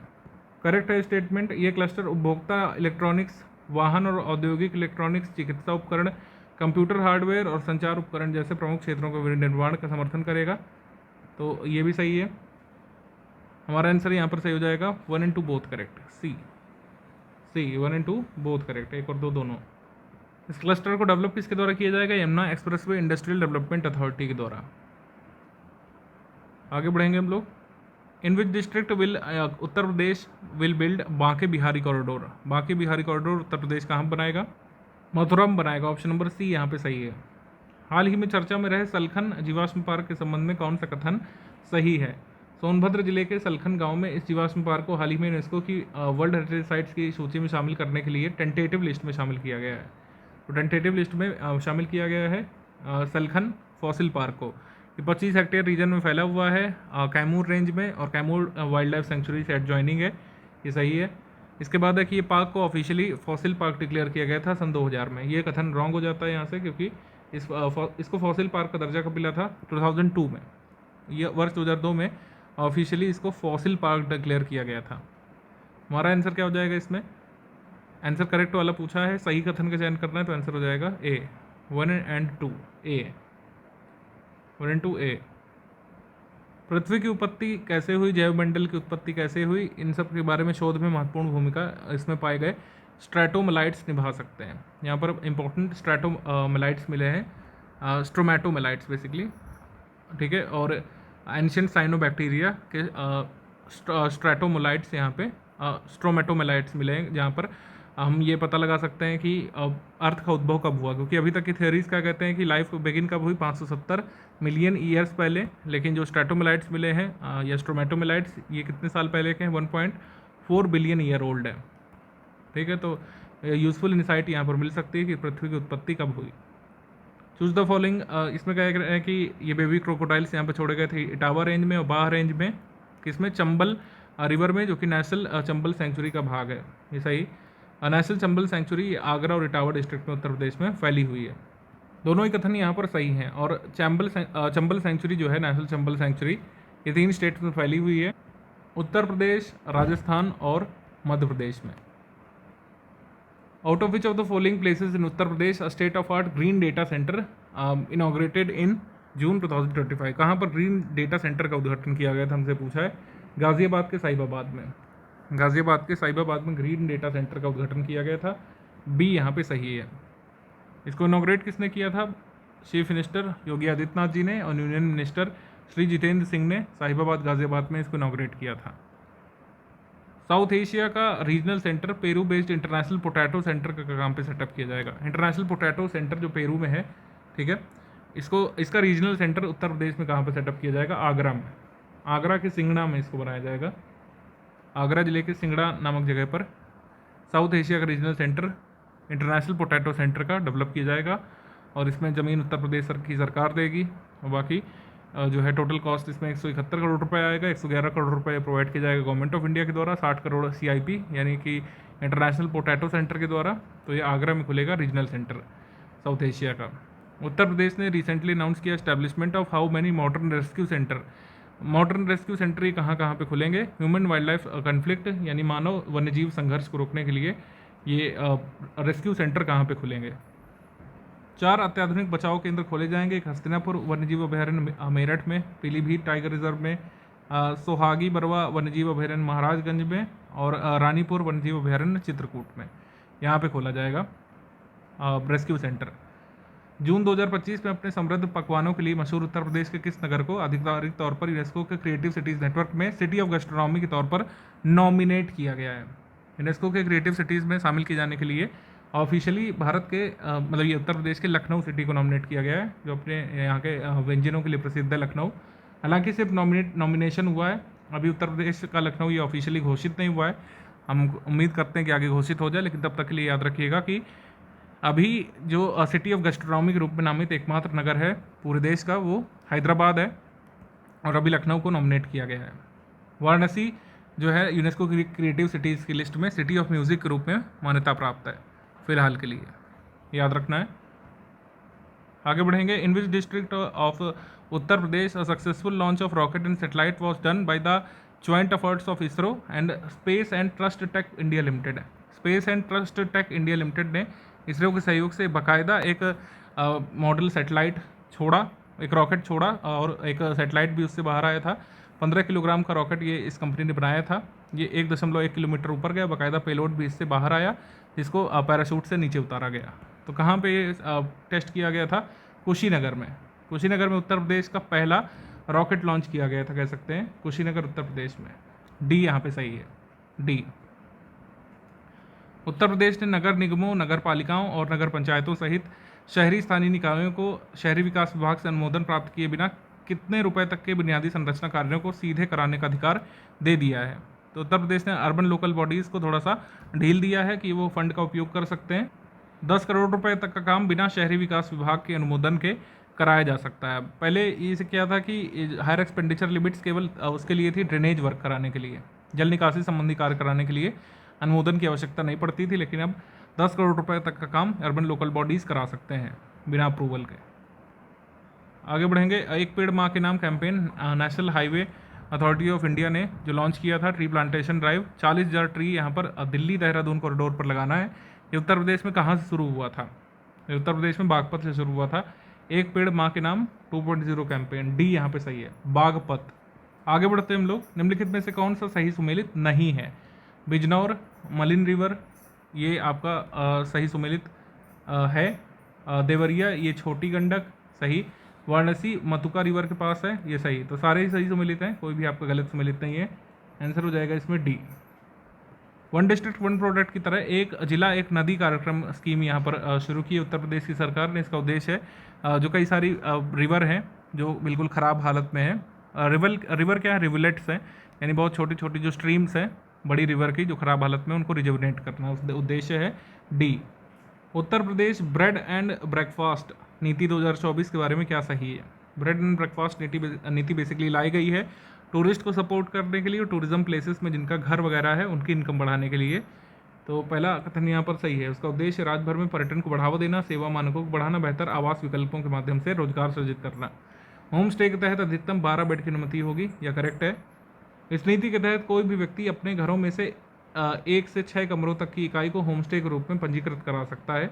राज्य में पहली बार ऐसी कोई समर्पित इससे पहले राज्य में कोई होम स्टे की समर्पित नीति नहीं थी। मतलब ऐसी स्कीम्स तो लाई गई हैं अलग अलग पर्यटन स्थल पर, लेकिन कोई डेडिकेटेड पॉलिसी इसकी नहीं थी। इसका उद्देश्य देखिए, समझिए क्या है। जैसे मान लीजिए राम मंदिर दर्शन करने आपको जाना है और अयोध्या में आप होटल नहीं ले सकते, होटल सारे फिलअप हो चुके हैं किसी कारण से, या फिर बहुत महंगे महंगे होटल्स हैं, 10,000 रुपये 20,000 रुपये एक नाइट का चार्ज कर रहे हैं। तो वहाँ पर पर्यटन स्थल के आसपास, राम मंदिर के जस्ट आसपास किसी का मकान होगा, वो अपने मकान के कुछ कमरों को होम स्टे के रूप में डेवलप कर सकता है और रजिस्टर कर सकता है, जिससे पर्यटक वहाँ पर एक फिक्स चार्ज पर रुक सकेंगे।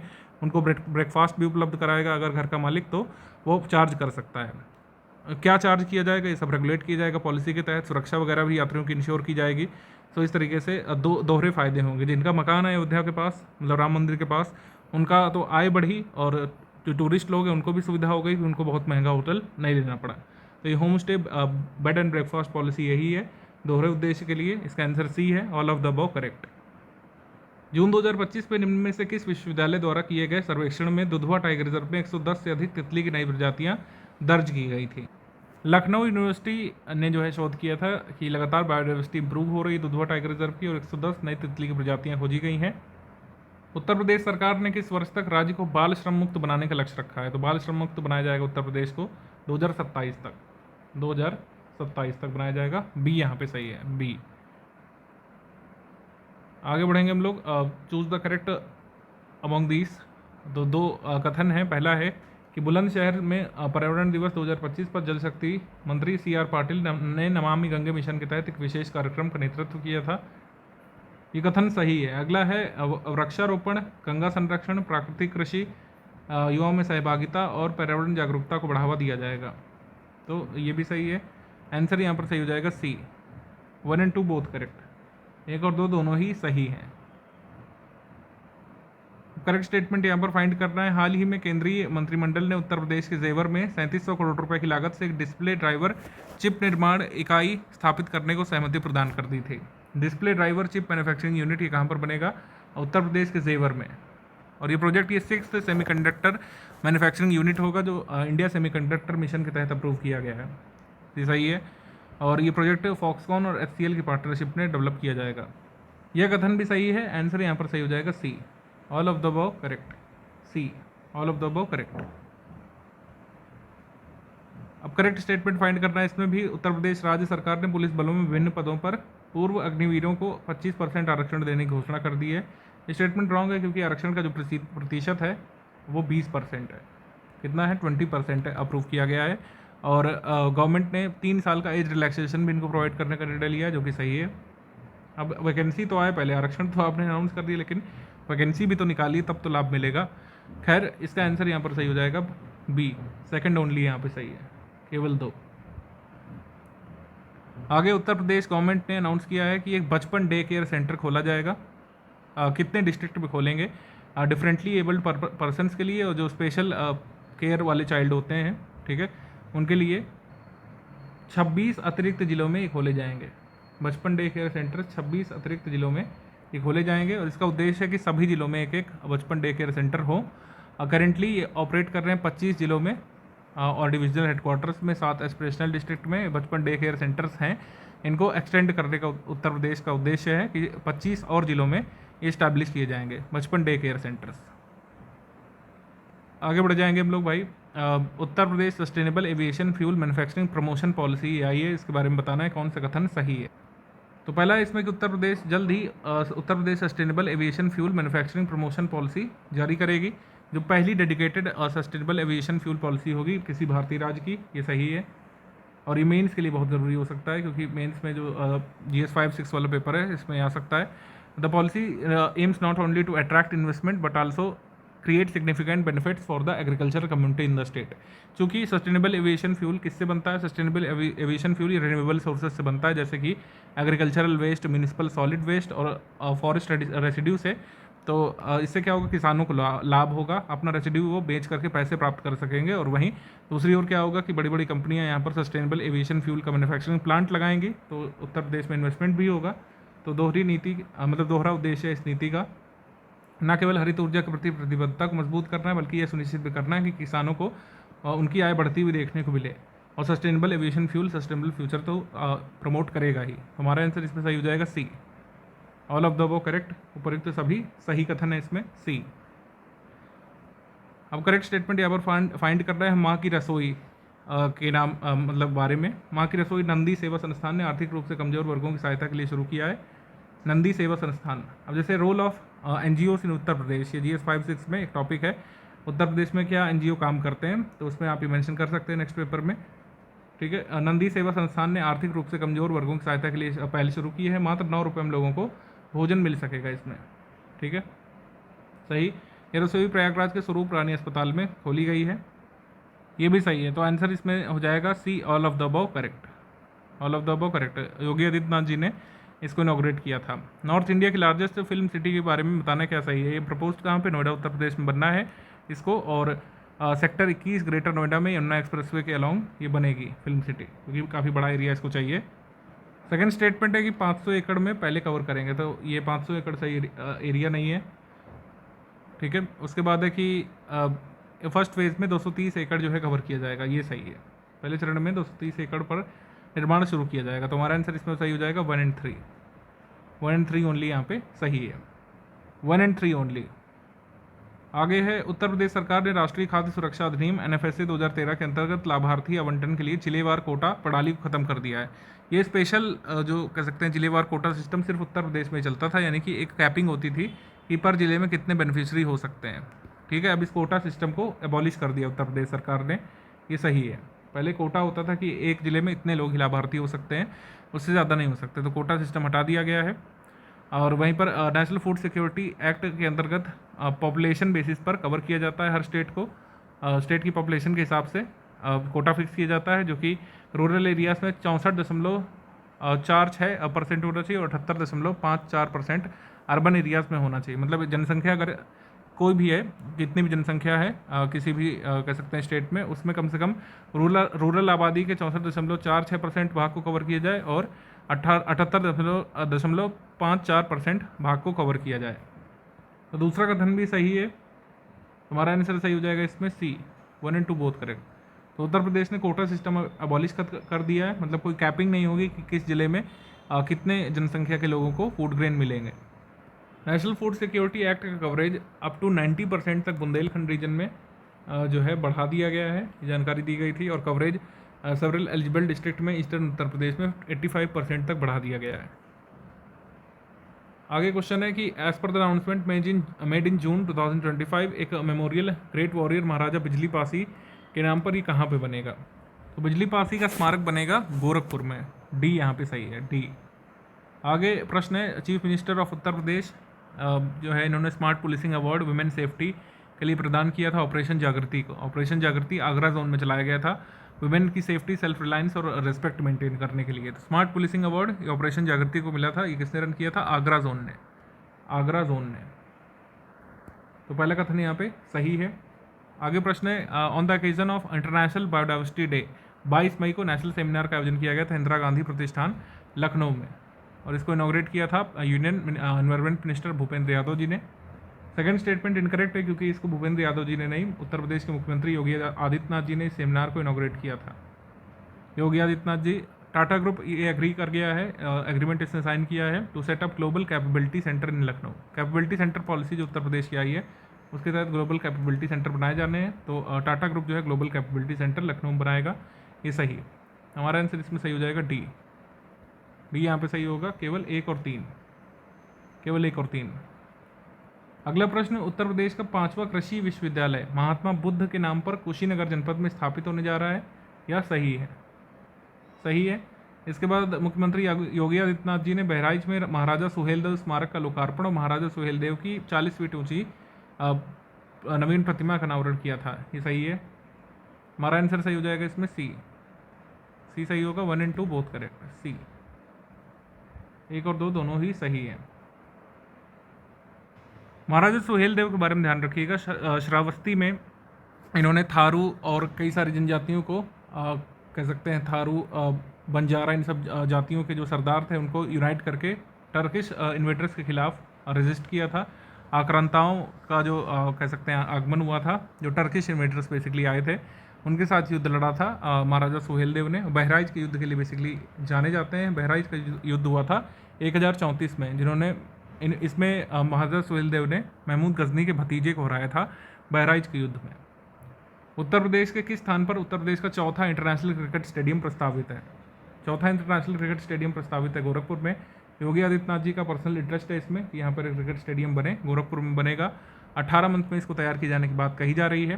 ताल नादौर गोरखपुर में बनेगा। उत्तर प्रदेश में जो इंटरनेशनल क्रिकेट स्टेडियम है सबसे पहला और सबसे पुराना अंग्रेजों के समय का कानपुर है। फिर लखनऊ में इकाना बनवाया गया था, यहाँ पर मैचेस सब काफ़ी हो रहे हैं। वाराणसी में निर्माणाधीन है और गोरखपुर में भी बनने वाला है। तो कुल मिलाकर 4 इंटरनेशनल स्टेडियम वो उत्तर प्रदेश में हो जाएंगे जब गोरखपुर और वाराणसी का ये पूरा हो जाएगा काम। अभी फ़िलहाल अगर बात करें तो 2 ही हैं जो तैयार हैं, कानपुर वाला और लखनऊ वाला।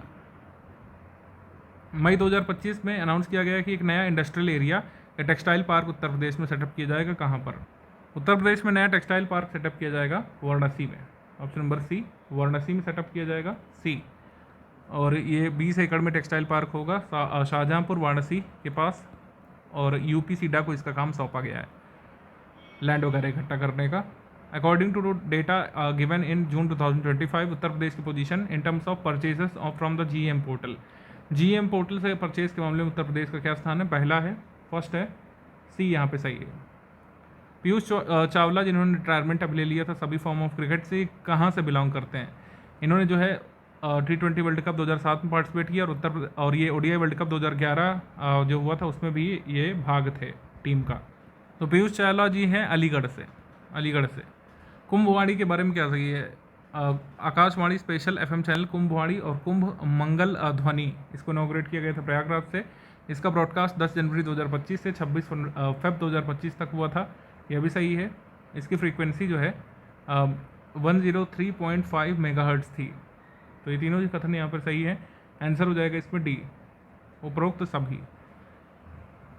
अगला प्रश्न है कि कौन सा करेक्ट है? एक्सपोर्ट जो उत्तर प्रदेश से हुआ था ये 88,967.42 करोड़ से बढ़ करके 1,70,340.95 करोड़ हो गया था। कितने अवधि में? 2017 से लेकर 2023-24 की अवधि में। मतलब 6 सालों में जो उत्तर प्रदेश का जो एक्सपोर्ट है वो बढ़ा है, वो काफ़ी बढ़ा है, ये सही है। 2017 से 2018 के बीच 23-24 तक ये जो 6 सालों में सर्वाधिक बढ़त जो दर्ज की गई एक्सपोर्ट में, वो किस में दर्ज की गई है? इलेक्ट्रिकल मशीनरी और उससे जुड़े इक्विपमेंट्स में सबसे ज़्यादा बढ़ोतरी दर्ज की गई। अगर इंक्रीज़ इन एक्सपोर्ट की बात करें तो दोनों ही कथन यहाँ पे सही है। आपको कंफ्यूज कर सकते हैं, आयोग आपको कह सकता है कि सबसे ज़्यादा सॉफ्टवेयर टेक्नोलॉजी एक्सपोर्ट किया गया है, वो रॉन्ग है। इलेक्ट्रिकल मशीनरी सबसे ज़्यादा उत्तर प्रदेश से एक्सपोर्ट हुई है, मतलब ग्रोथ के मामले में सबसे ज़्यादा ग्रोथ दर्ज की है इलेक्ट्रिकल मशीनरी और रिलेटेड इक्विपमेंट्स ने।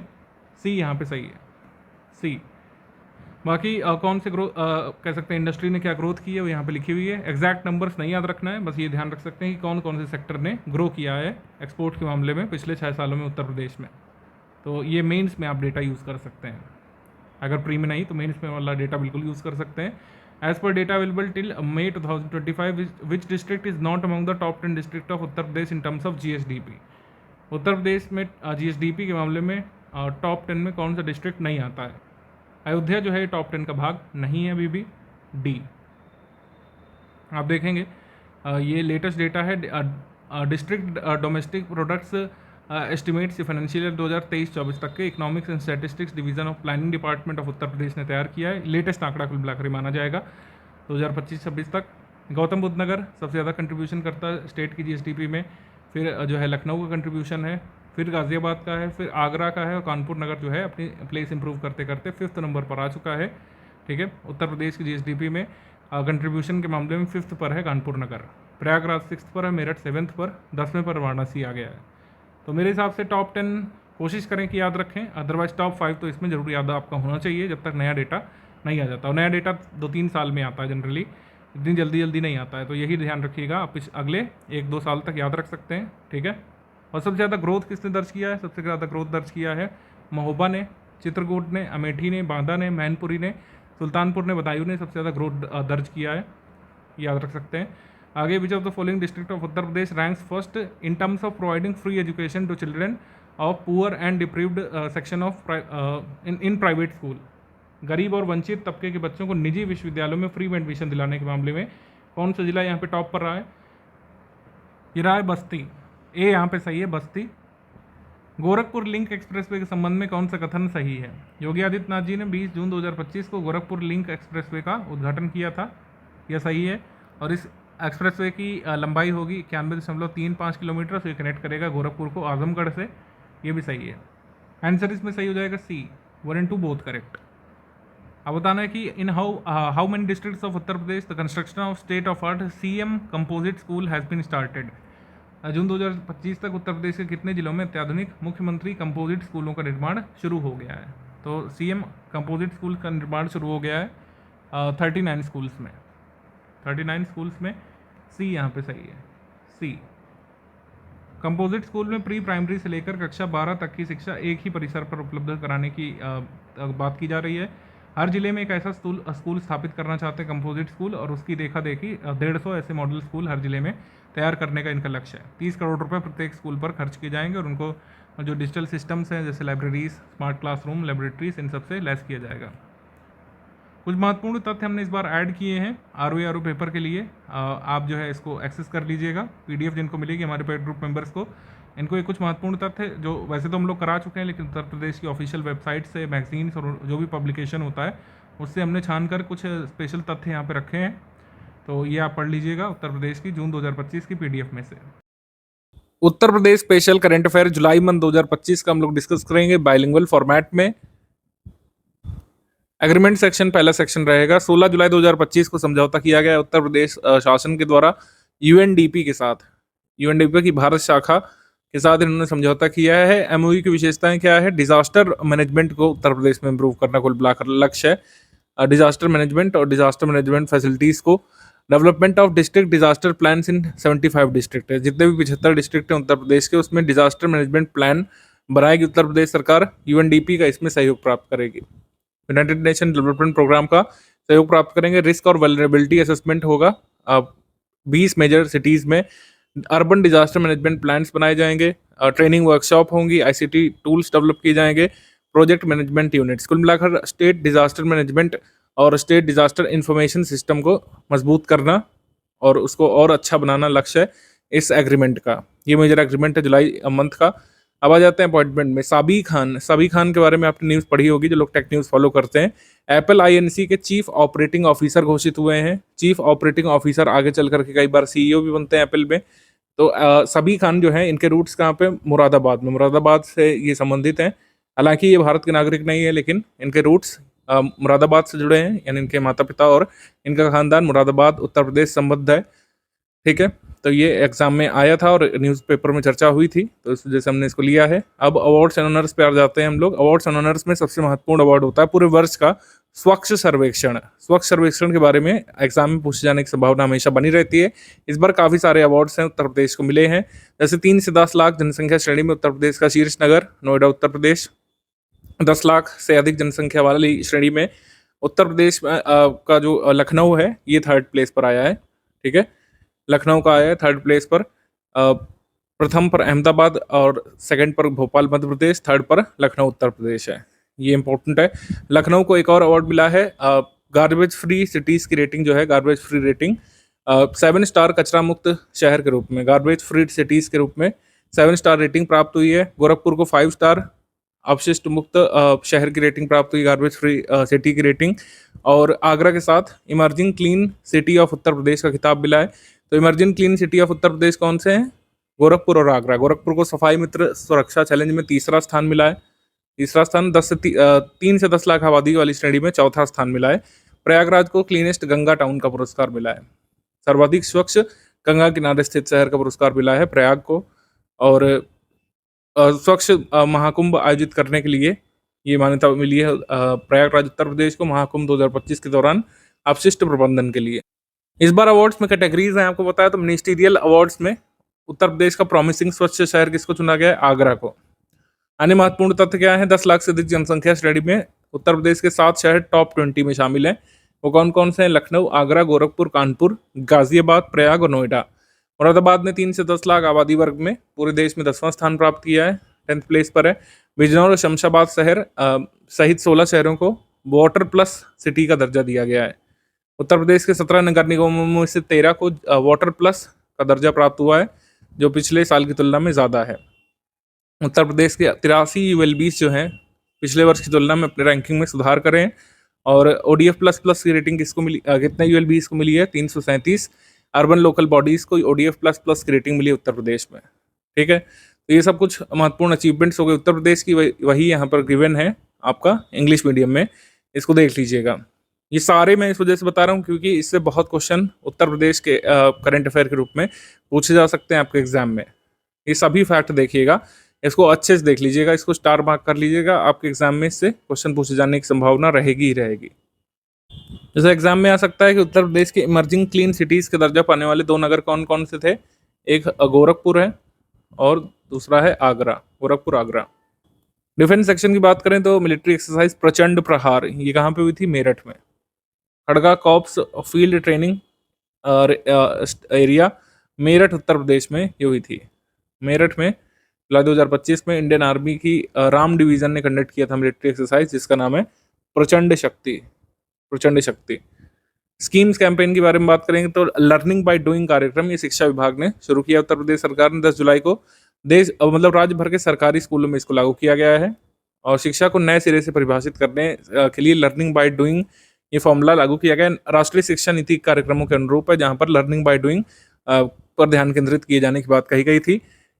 ये कार्यक्रम कितने क्लासेस से कितने क्लासेस तक है? कक्षा 6 से 8 तक के छात्रों को यहाँ पे लकड़ी की कारीगरी सिखाई जाएगी, धातु का काम बेसिक लेवल का सिखाया जाएगा, पर्यावरण ऊर्जा कैसे काम करते हैं उनको मॉडल बना करके सिखाया जाएगा, कृषि बागवानी कैसे वर्क करती है वर्किंग मॉडल के माध्यम से इनको समझाया जाएगा। तो मतलब कुल मिलाकर शिक्षा सिर्फ रटने वाली चीज़ नहीं, उसको आप करते हुए समझें, इसको लागू करने के लिए लर्निंग बाय डूइंग कार्यक्रम लागू किया गया है। मतलब छात्रों को एक्चुअली पता रहे कि हमारा इन्वायरमेंट और इकोसिस्टम कैसे फंक्शन करता है, इंडस्ट्री कैसे फंक्शन करती है, ठीक है।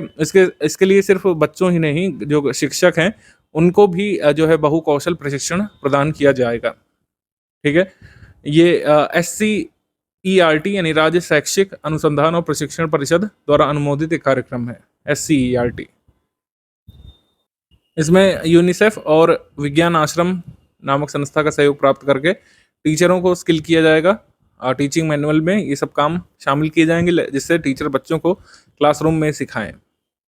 आगे है छात्रों के लिए नई यात्रा भत्ता योजना। शैक्षणिक सत्र 2025-26 से कक्षा 9वीं से 12वीं कक्षा के छात्रों के लिए, मतलब जो है बड़ी कक्षा के छात्रों के लिए है, जहाँ पर स्कूल दूर है छात्रों का, उनको अपने स्कूल तक पहुँचने के लिए DBT के माध्यम से 6,000 रुपये प्रति वर्ष की दर से सहायता दी जाएगी। ऐसे छात्र छात्राएं जिनका सरकारी विद्यालय उनके घर से 5 किलोमीटर से अधिक दूरी पर है, मतलब कम से कम 5 किलोमीटर दूरी पर उनका घर स्थित है, 5 किलोमीटर या उससे ज़्यादा दूरी पर अगर उनका घर स्थित है। इसको बुंदेलखंड के 6 जिलों में लागू किया जाएगा। शुरू में बुंदेलखंड और पूर्वांचल के जिलों में लागू किया जाएगा, सोनभद्र में। जहाँ पर सरकारी स्कूल से घर की दूरी काफ़ी ज़्यादा है, वहाँ पर छात्र छात्राओं को सरकार सपोर्ट करेगी। 6,000 रुपये वार्षिक अलाउंस मिलेगा, ट्रैवल अलाउंस इसको बोल रहे हैं।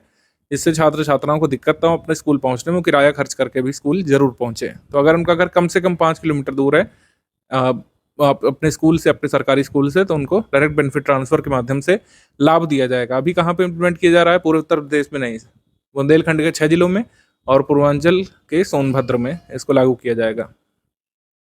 6,000 रुपये वार्षिक मिलेगा, ध्यान रखिएगा। और किस क्लास से किस क्लास तक के छात्र पात्र हैं? 9 से 12 तक के, 9 से 12 तक के। ITI चलो अभियान, ये ITI में प्रवेश बढ़ाने के लिए अक्सर ये कुछ अभियान लागू किए जाते हैं। कक्षा 9वीं से 12वीं तक की छात्र छात्राएं इसके लाभार्थी होंगे। ITI में जो राज्य के स्टूडेंट्स हैं इंडस्ट्रियल ट्रेनिंग इंस्टीट्यूशंस में, उसमें पार्टिसिपेट करें, इसके लिए प्रमोट किया जाएगा इनको, ये ITIs में पार्टिसिपेट करें स्टूडेंट्स 12वीं पास। आगे समिट कॉन्फ्रेंसेस सेक्शन पे आ जाएंगे। उत्तर प्रदेश कौशल मेला, ये कहाँ पे लगा था? गोमती नगर, लखनऊ में। विश्व युवा कौशल दिवस के अवसर पर 15 जुलाई को इसको आयोजित किया गया था, उत्तर प्रदेश कौशल मेला।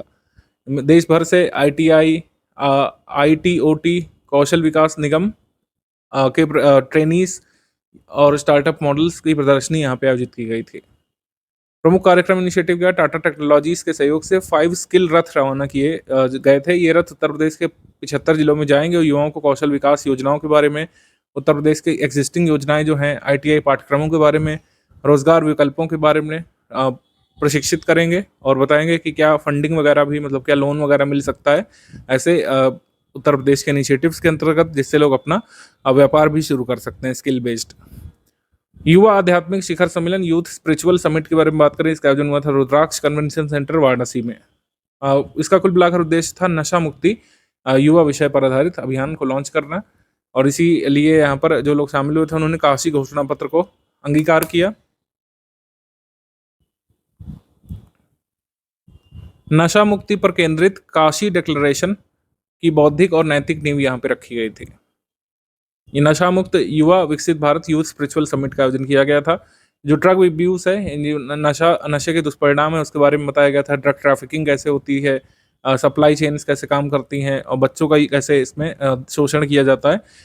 इसको मिनिस्ट्री ऑफ यूथ अफेयर्स ने ऑर्गेनाइज किया था। Ministry of youth affairs and sports ने 600 यूथ लीडर्स यहाँ पर आए थे, 120 स्पिरिचुअल और सोशियो कल्चरल ऑर्गेनाइजेशंस के लोग, NGOs के लोग, नशा मुक्ति के क्षेत्र में काम करने वाले जो फील्ड एक्सपर्ट्स हैं वो सब लोग इसमें शामिल हुए थे।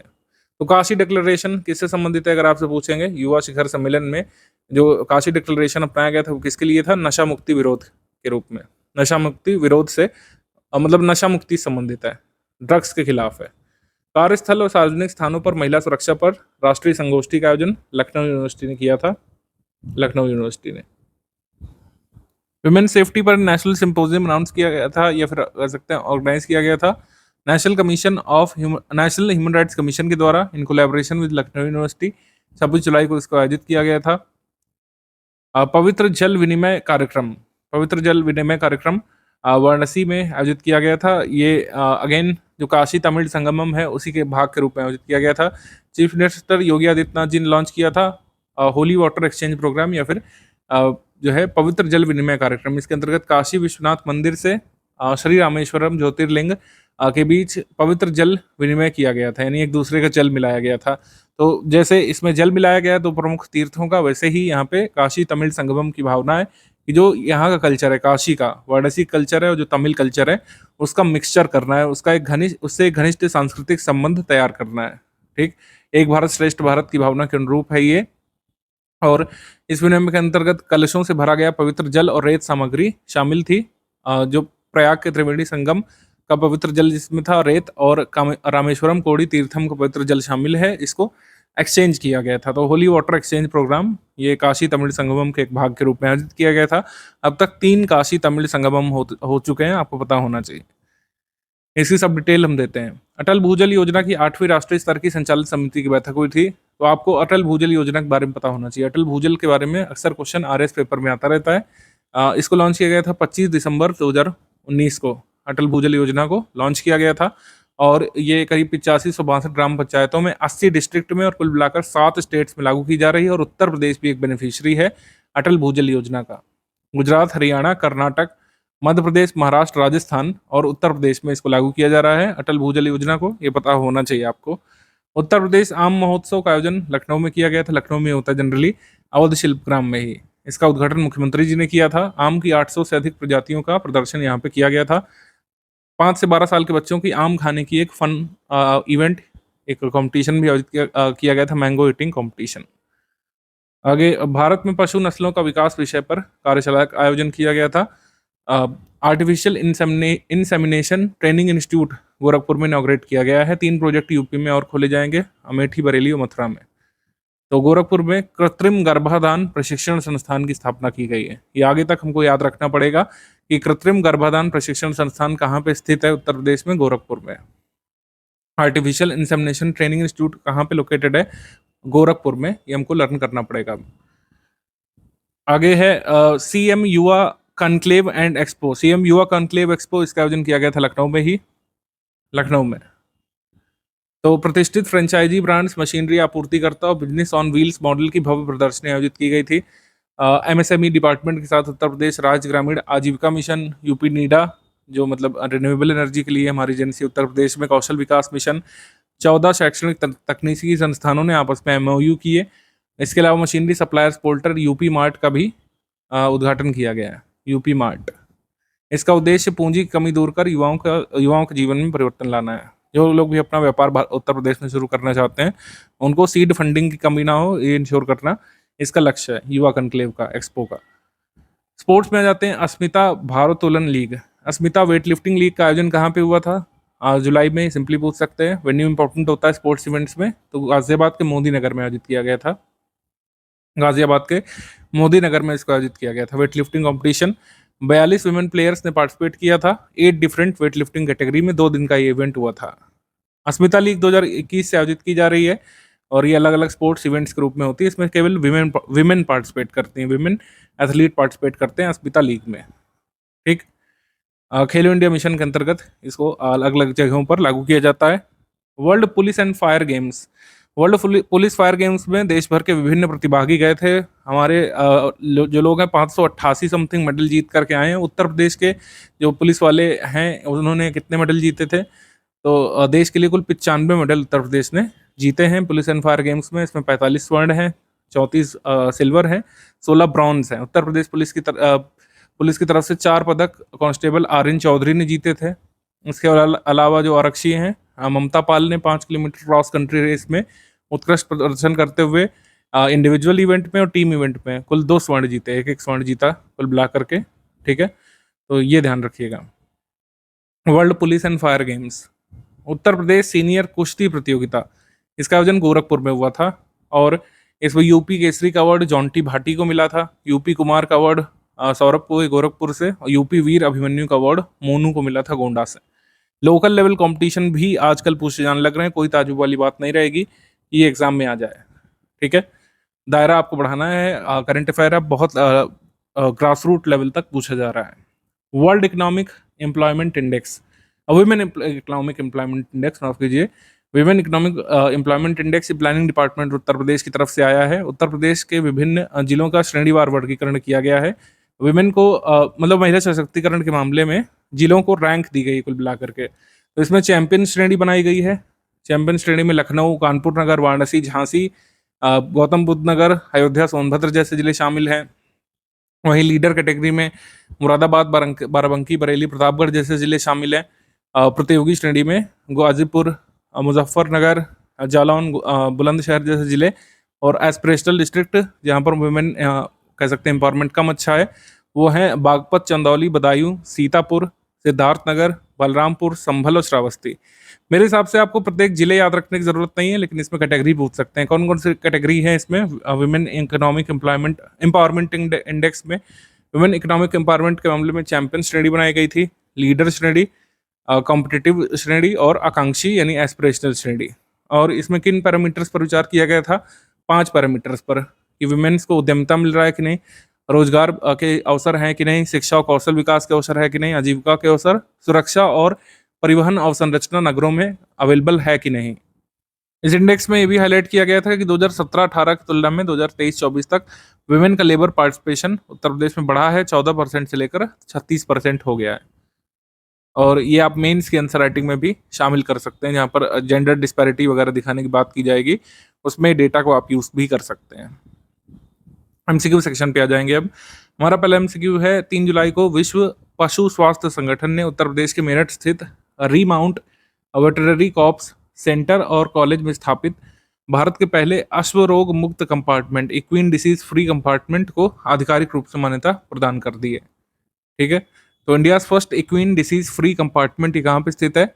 ये है मेरठ में, मेरठ उत्तर प्रदेश में। और ये India first equine disease free compartment है जो ministry of fisheries, animal husbandry and dairying के अंतर्गत स्टैब्लिश किया गया है। ये भी सही है।